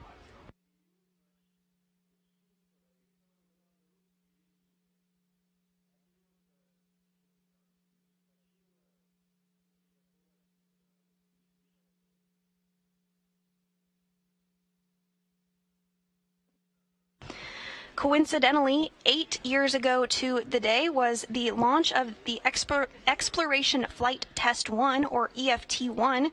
This was the first test flight of the crew module portion of the Orion multipurpose crew vehicle. This was an uncrewed test flight that orbited the Earth 2 times before splashing down. Now, 8 years later, Orion is about to fly behind the moon.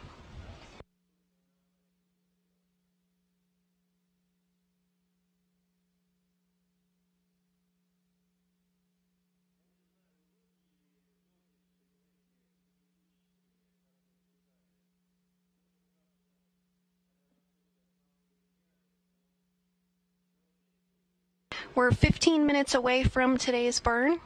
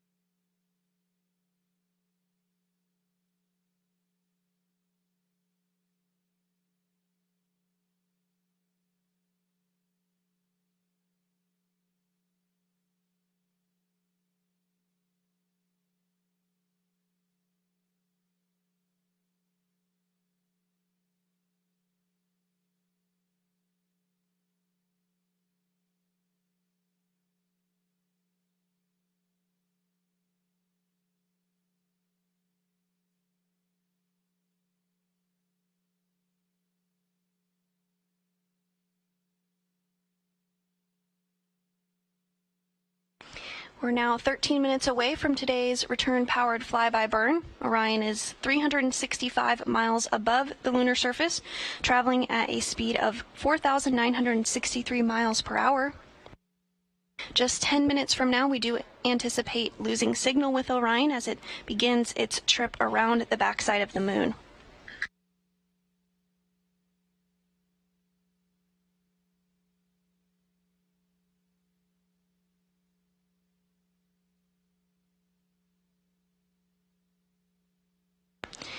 On the bottom of your screen in the left there, you can see the solar array as it begins to move into place. You're also looking at the Orion capsule itself there, taking up the majority of your screen. You can see the kind of silver coloring of the capsule. This is the portion that when we have a crew on board as part of Artemis 2 that they will be living and working in during their trip to the moon and beyond.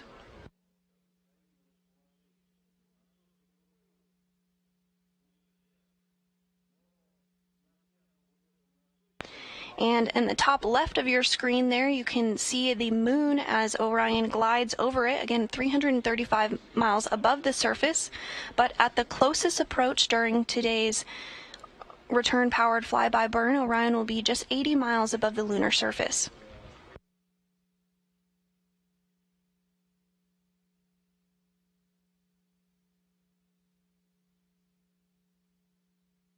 We are hearing that the solar arrays are configured for today's burn.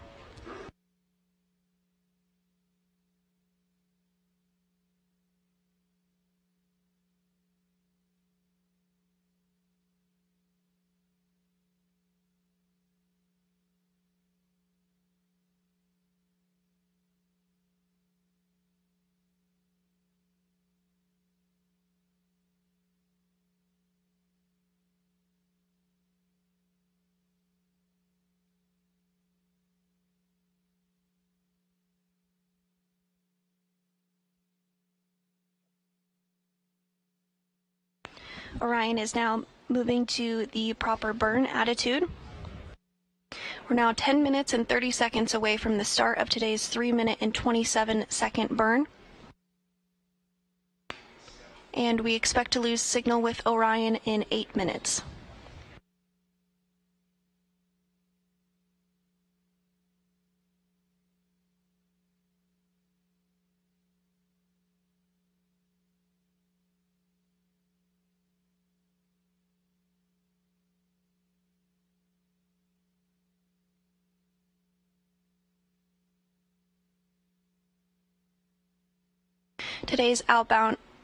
Today's return-powered flyby burn sets us up on a trajectory to splash down off the coast of California just a few days from now on December 11th.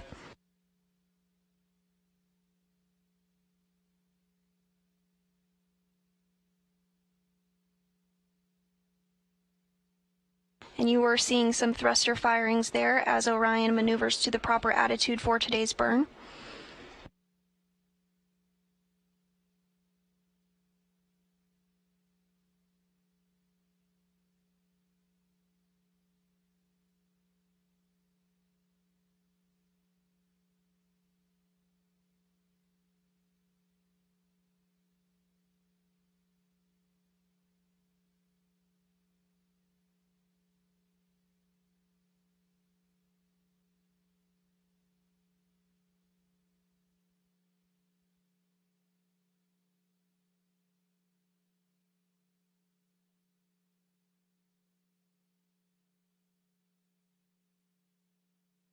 Now less than 6 minutes, 30 seconds until we lose signal with Orion.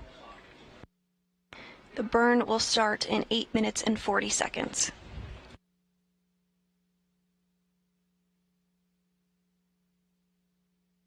Orion is currently 253 miles above the lunar surface.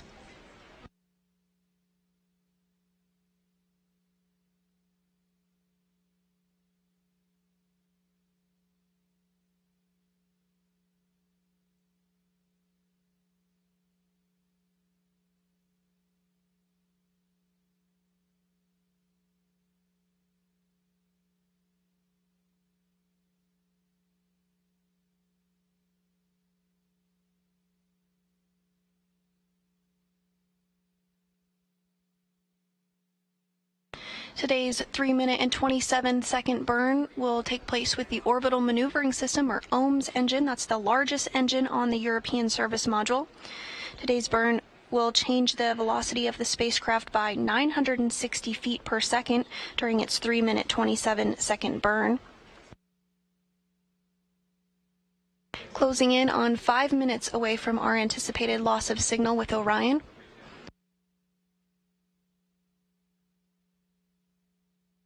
We will not have signal with Orion because the moon will be blocking out the signal to the Deep Space Network. However, when we swing back around on the other side of the moon, we do anticipate to regain those communications.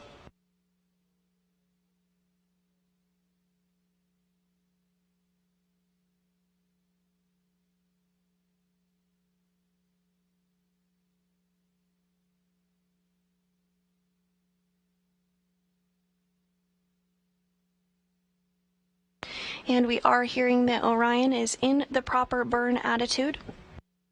6 minutes and 40 seconds away from the start of today's 3-minute 27-second burn. Just 4 minutes until today's loss of signal.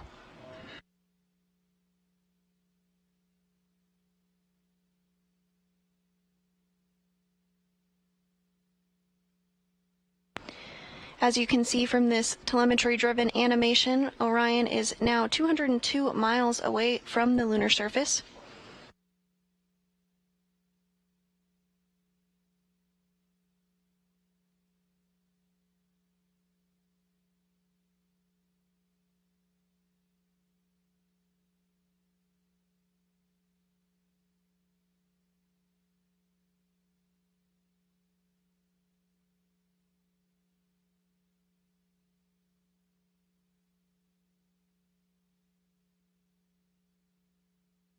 And you're looking at a live view inside the White Flight Control Room here at the Johnson Space Center in Houston, Texas. NASA Flight Director Judd Freeling is leading the team on console at this hour.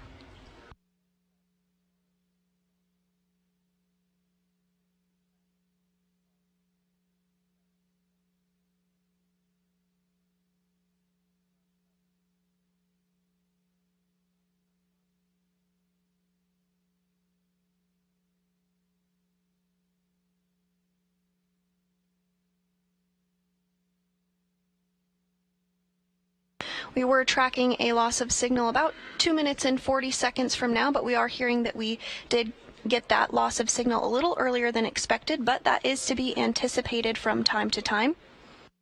So now the next major milestone that we'll look ahead towards is the return-powered flyby burn less than 5 minutes from now. While we are traveling behind the moon, we do not have signal with the spacecraft because the moon is blocking the connection to the Deep Space Network. We anticipate that loss of signal to last about 30 minutes.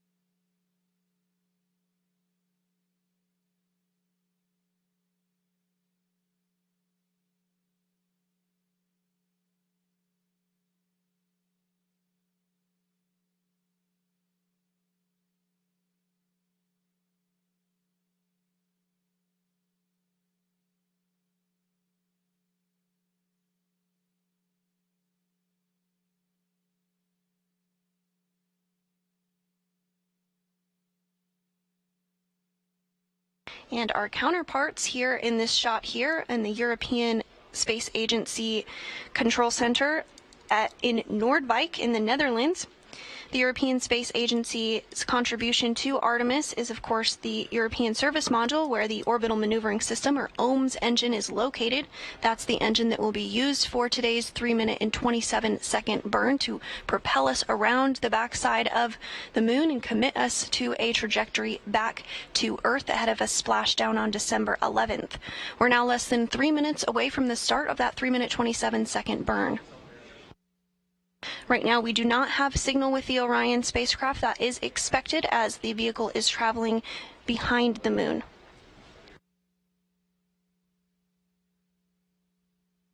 This loss of signal will last about 30 minutes. And as Orion comes back around the other side of the moon, we will be able to regain communications with the vehicle.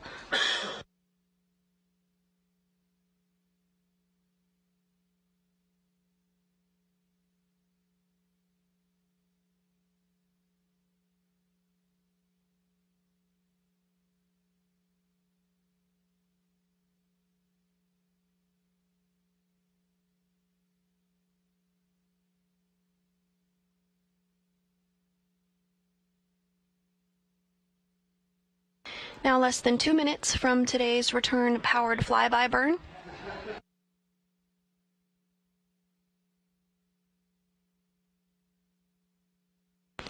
And you do see the team here in Mission Control stand up and stretch their legs right now. Oftentimes they'll use this time to catch a quick break while the vehicle is in the loss of signal period. Again, today's loss of signal is expected to be about 30 minutes in length.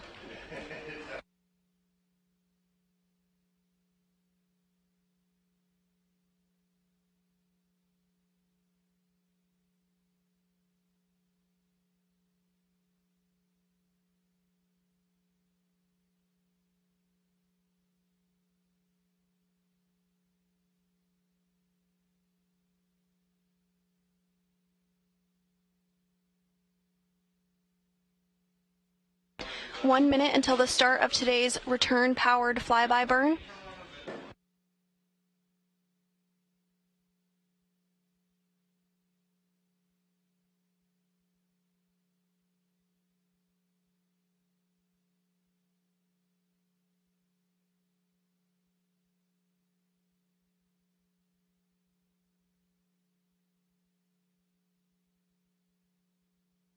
"30 seconds until the start of today's 3-minute, 27-second long burn, committing Orion to a return home."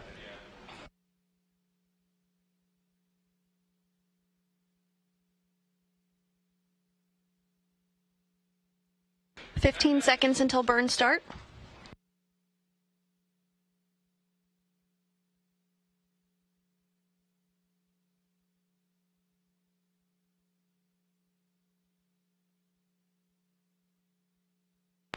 And we do expect the burn to be underway. Again, this is a 3-minute, 27-second long burn. Because Orion is behind the moon and we do not have signal with the vehicle, we will not be able to confirm that the burn has began or the results of that burn until we come back around to the other side and regain communications on the Deep Space Network.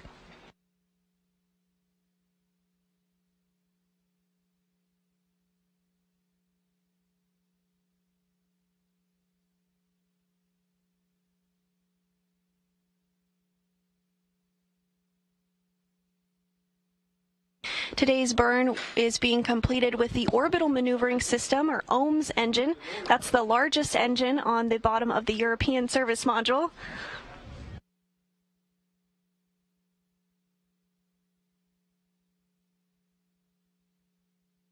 Today's 3-minute and 27-second long burn will be the longest during the Artemis 1 mission used by the OMS engine, but the OMS engine can fire for up to 16 minutes in length.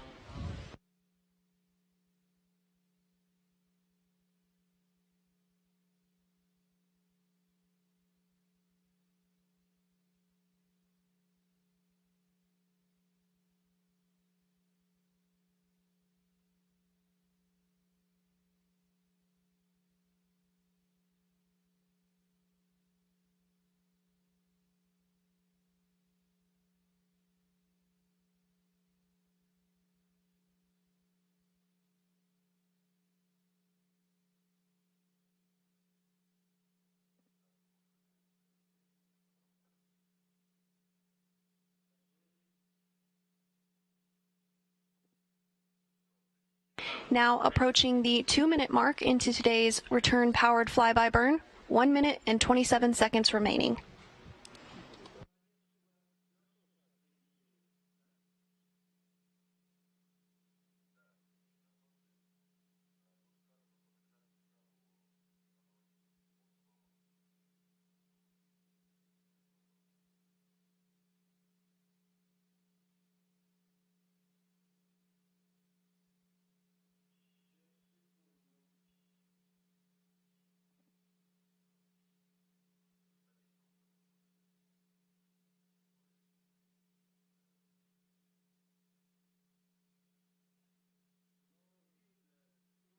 We're approaching the 3-minute mark into today's burn. Again, this burn is critical as it will slingshot us around the backside of the moon and place us on a trajectory ahead of a splashdown off the coast of California. 3 minutes into the burn, 27 seconds remaining.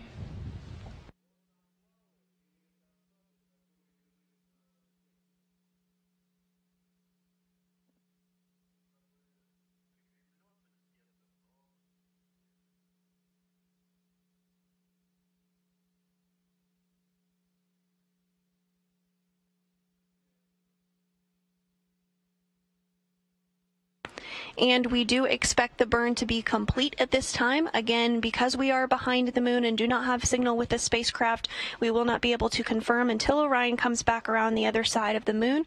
We are anticipating that acquisition of signal about 24 minutes and 45 seconds from now.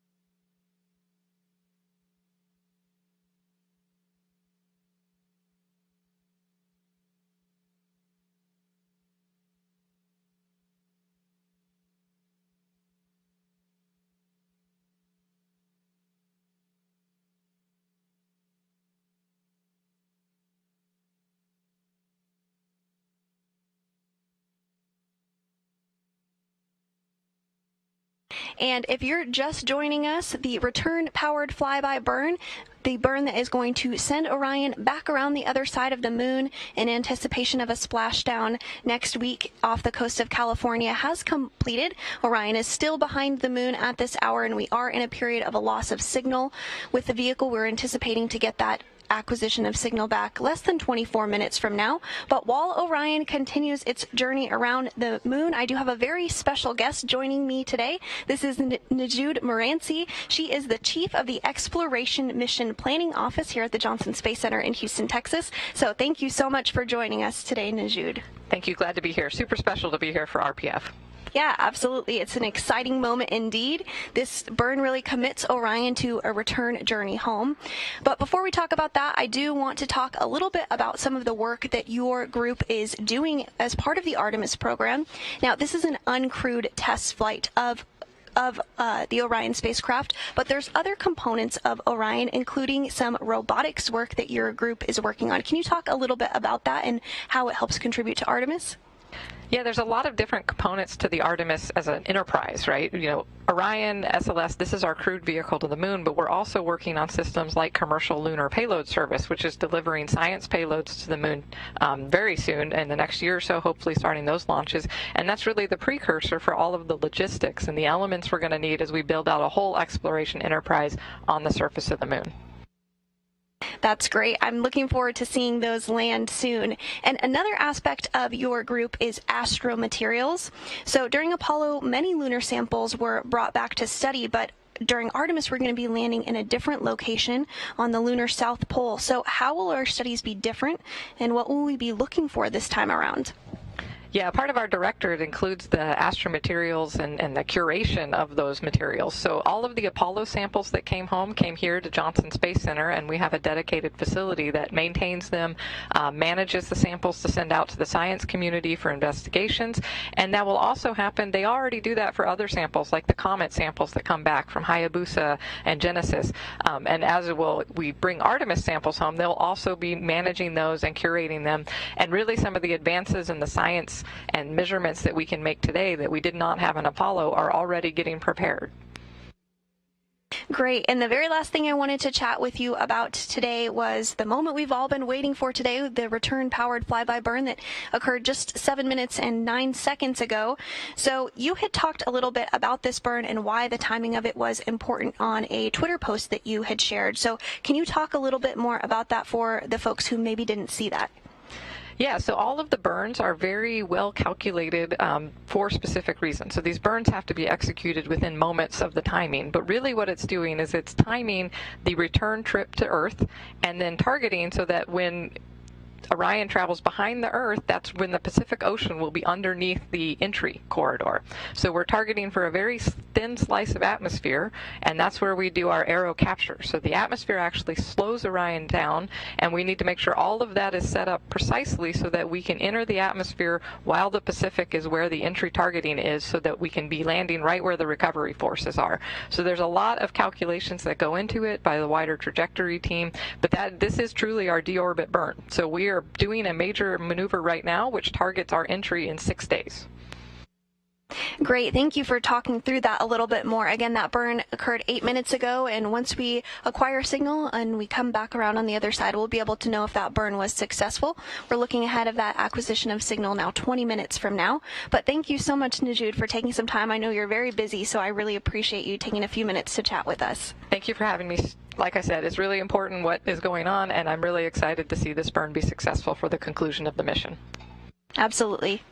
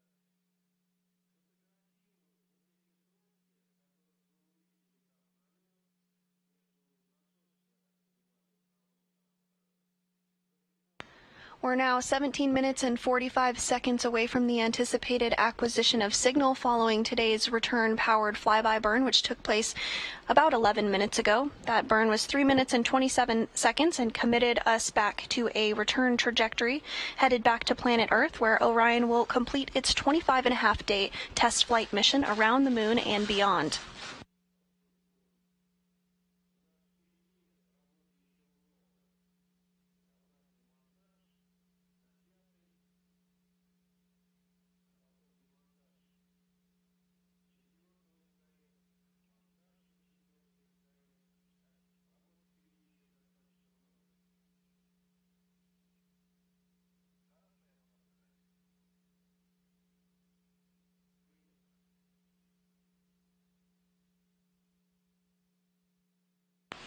Now, the last time NASA made a journey around the moon in anticipation of a return home to Earth was during the final Apollo mission in 1972. That crew launched nearly 50 years ago to the day on December 7th, 1972. As part of that flight, Commander Gene Cernan and Lunar Module pilot Harrison Smith walked on the moon, while Command Module pilot Ronald Evans orbited above. The crew splashed down on December 19th, 1972, and completed 3 spacewalks during their mission. And during Apollo 17, they orbited the moon 75 times.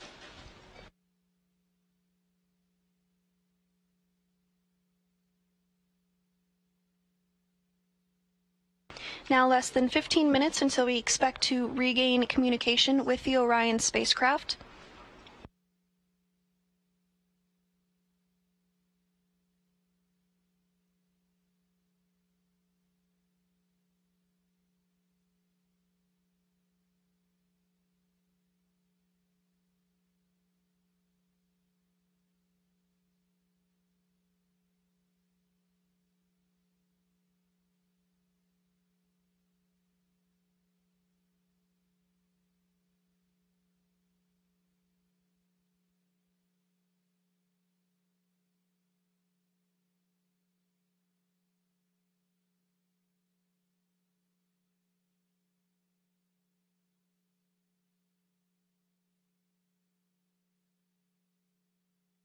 If you're just joining us today, 13 minutes and 30 seconds ago, the orbital maneuvering system on board Orion fired for 3 minutes and 27 seconds, propelling the spacecraft around the moon and placing it into a trajectory ahead of a return back to Earth.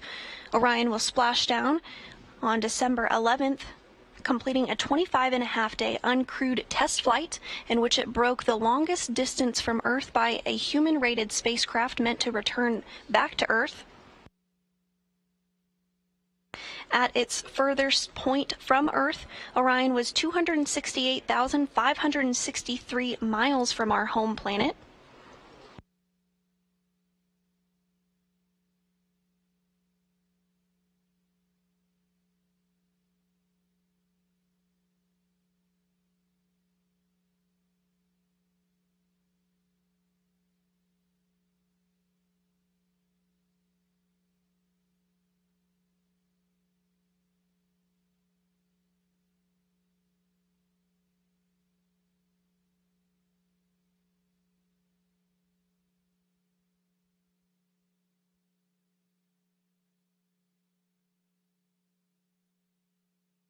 We're about 13 minutes away from our anticipated acquisition of signal. As Orion flies around the backside of the moon, let's take a look back at what has gotten us to this point so far. First up, we start with the Space Launch System launching from Pad 39B at the Kennedy Space Center in Florida with its sights set on the moon. SLS blasted off at 12:47 a.m. Central on November 16th. You see those 4 RS-25 engines lighting up the Space Coast. You can also see the core stage climb up, as well as one of the 2 solid rocket boosters in this view. And on top of the vehicle is the launch abort system, and of course the Orion spacecraft now behind the moon. This video shows SLS and Orion's climb to orbit from the perspective of a camera on the rocket. It was about an 8.5-minute climb into orbit. You can see the launch pad grow smaller and smaller as the Space Launch System propels Orion into orbit. Following liftoff and the climb to orbit, the translunar injection burn took place. The translunar injection maneuver took place as the upper part of the rocket, officially named the Interim Cryogenic Propulsion Stage, or ICPS, fired one RL-10 engine producing 24,750 pounds of thrust to accelerate the vehicle to more than 22,600 miles per hour, a velocity fast enough to overcome the pull of Earth's gravity and propel Orion out of low Earth orbit to send the spacecraft to the moon. The TLI maneuver precisely targeted a point on the moon that guided Orion close enough to be captured by the moon's gravity. Now, right after that TLI burn, the interim cryogenic propulsion stage separated from Orion, and you do see that here in the video as it drifts further away from the spacecraft. Later that day, we received our first imagery of Earth, as well as completed the first checkout of the Orbital Maneuvering System, or OMS engine. All went smoothly, and that Orbital Maneuvering System engine was used just 17 minutes ago for the return-powered flyby burn, which lasted 3 minutes and 27 seconds. Several days later, on November 21st, Orion performed the outbound-powered flyby burn, also with that orbital maneuvering engine. This is the sister to the return-powered flyby burn. The orbital maneuvering burn sets us up in a trajectory to head out to deep space. The return-powered flyby burn sets us up on a trajectory to return back home. This video shows Orion as it approached the moon for this burn.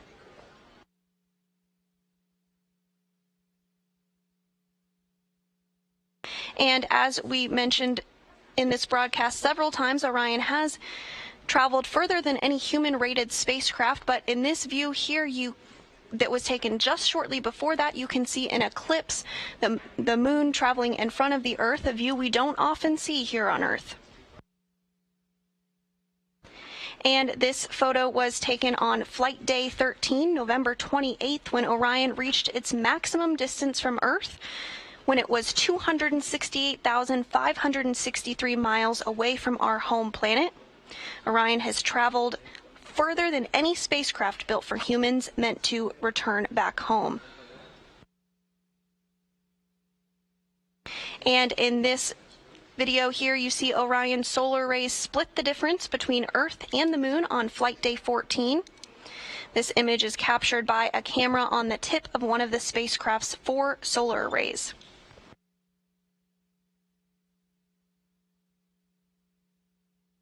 And just last week, on December 1st, the distant retrograde departure burn occurred, which placed Orion in a trajectory to exit the distant retrograde orbit and head back toward the Moon ahead of today's return-powered flyby, which occurred just 19 minutes 15 seconds ago.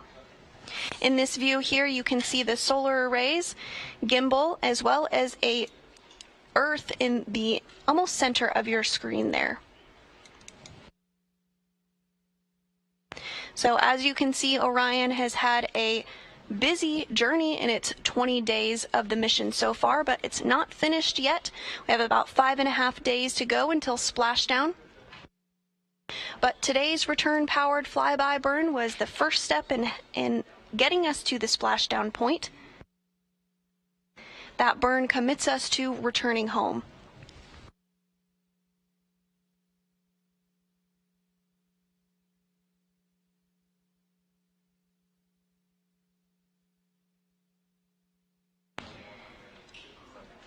We anticipate regaining communications with the Orion spacecraft about 8 minutes and 15 seconds from now.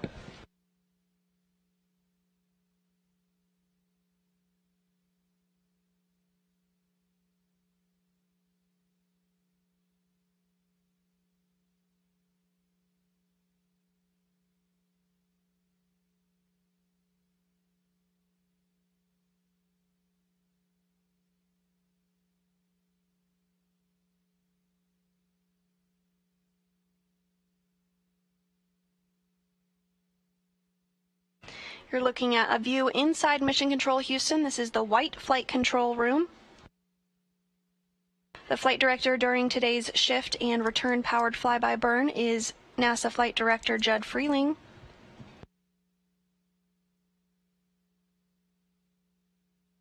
You do see a few of the console positions looking a little empty. That is because we are in that loss of signal period. This is a great time for the flight controllers here in Houston to grab a quick break.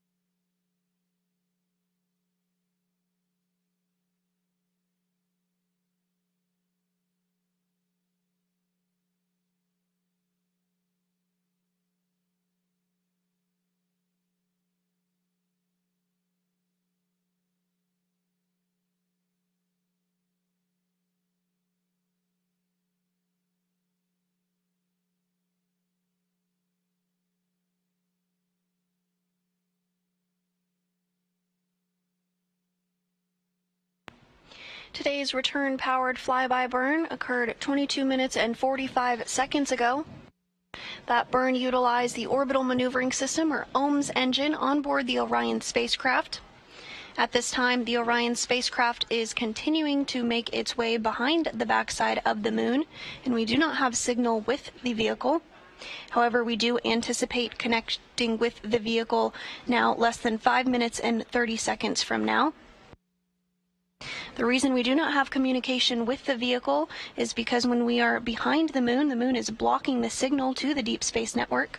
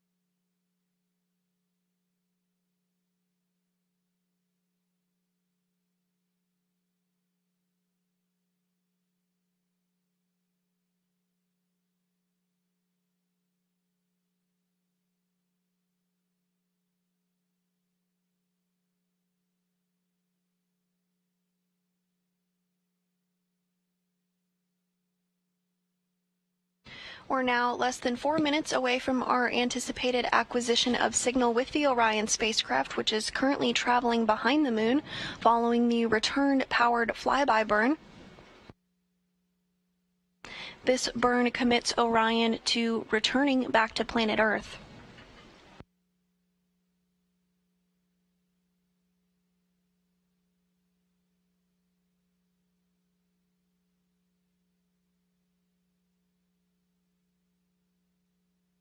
This return-powered flyby sends Orion close enough to the lunar surface to leverage the moon's gravitational force and swing the spacecraft into a trajectory to return back to Earth. Now, just before the burn began 25.5 minutes ago, Orion did complete its closest approach to the moon, at which point it was just under 80 miles away from the lunar surface.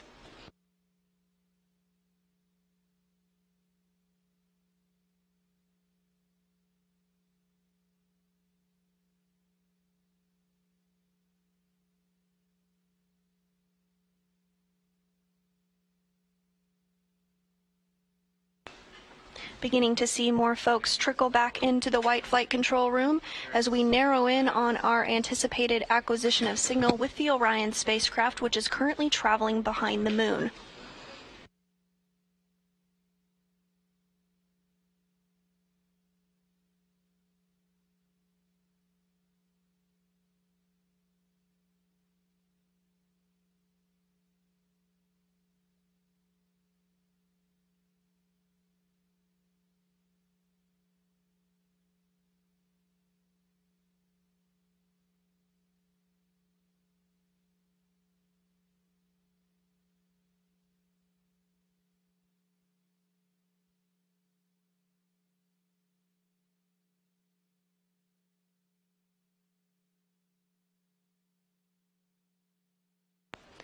Now 1 minute and 30 seconds away from our anticipated acquisition of signal with the Orion spacecraft.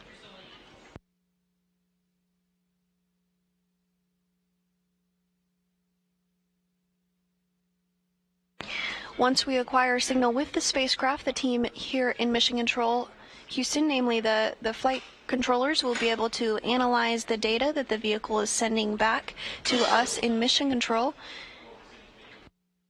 With that data, they'll be able to analyze if the burn was successful. Less than 1 minute away from our anticipated acquisition of signal with the Orion spacecraft.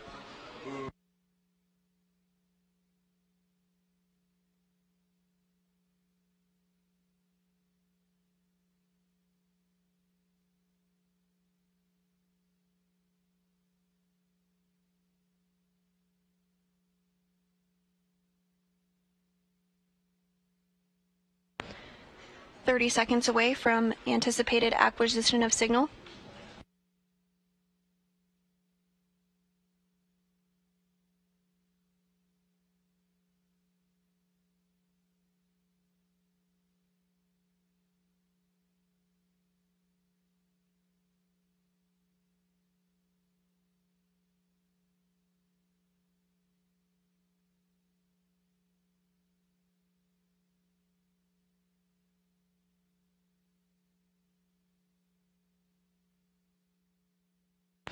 And we are standing by for acquisition of signal with the Orion spacecraft.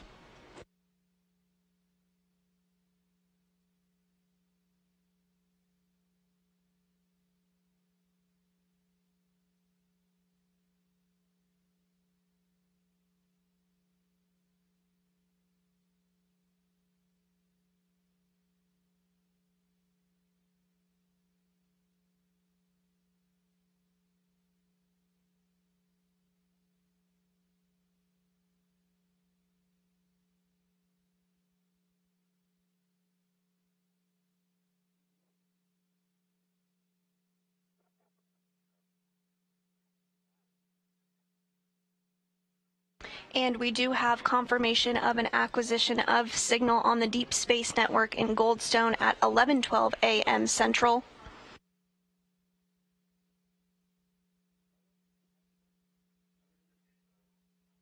You're getting a view of the lunar surface from Orion's perspective.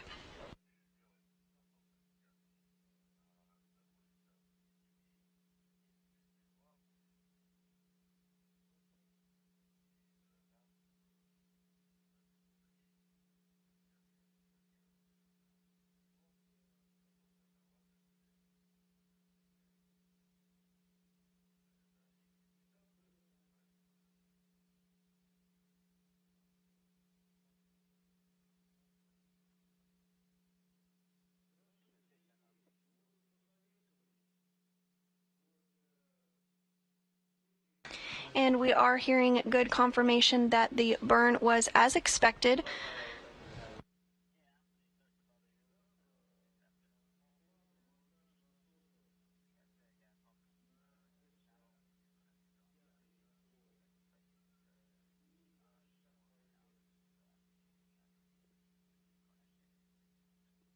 If you're just joining us, Orion completed its return-powered flyby burn, which slingshot it around the moon and committed Orion to a return trajectory back to planet Earth, hearing that that burn went smoothly and as expected.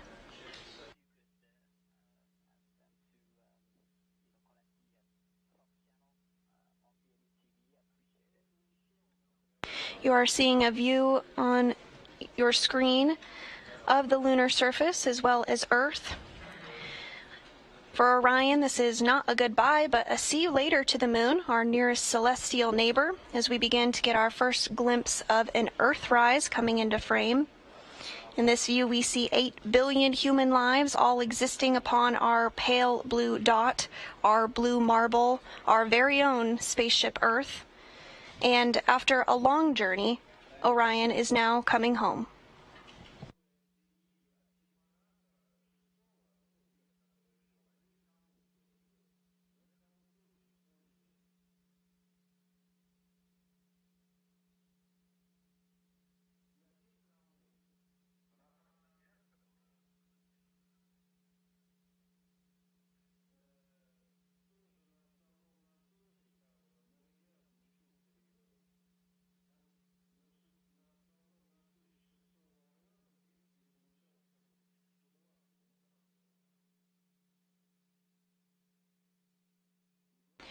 From this view, Orion is 1,277 miles above the lunar surface following its return-powered flyby burn, which sent it around the backside of the moon. Orion now has its sights set on home. Orion will splash down off the coast of California on December 11th. Wrapping up a 25-and-a-half-day mission.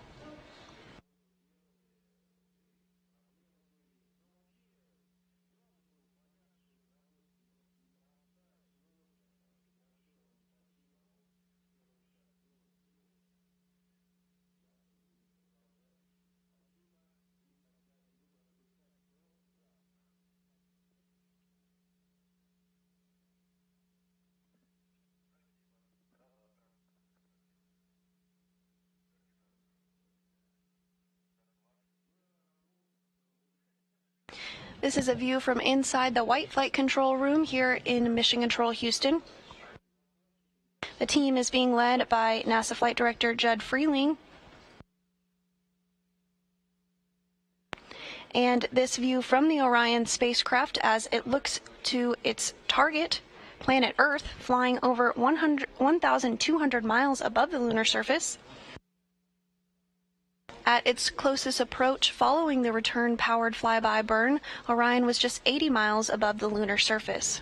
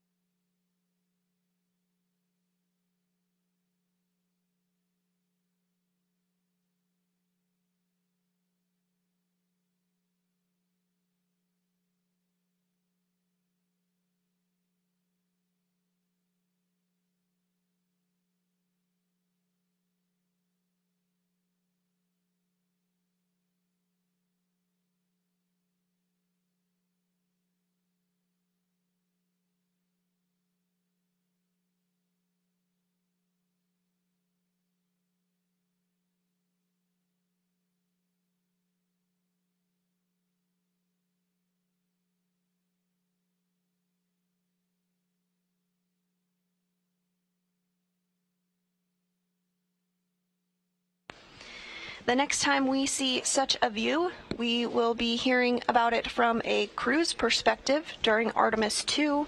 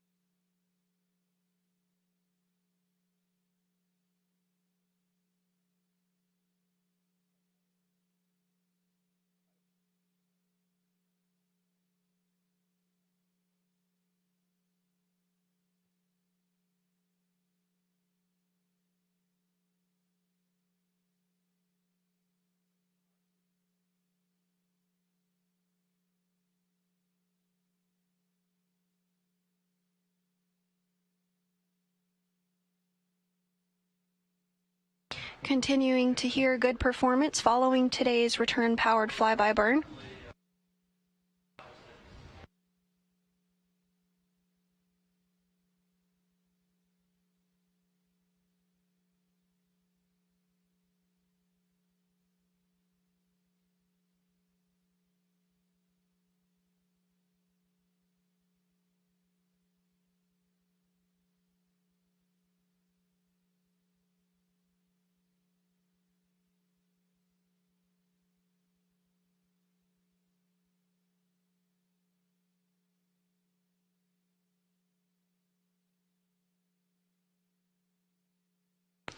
The Orion spacecraft is continuing to distance itself from the moon, now over 1,500 miles away from the lunar surface.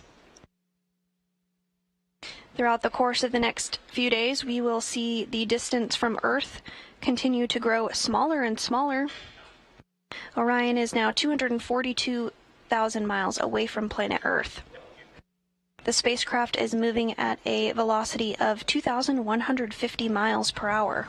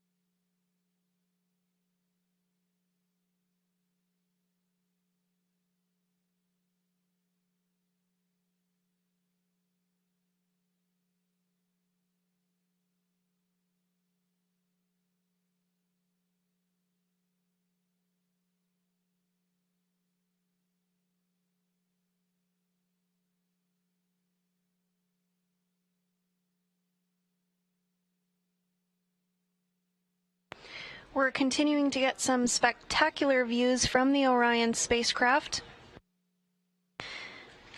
This view is from one of the solar array wing or SAW cameras on board the vehicle. The vehicle now over 1,680 miles away from the moon. And that small sliver towards the bottom of your screen, that's here, that's home, that's us. And that is where Orion is headed next.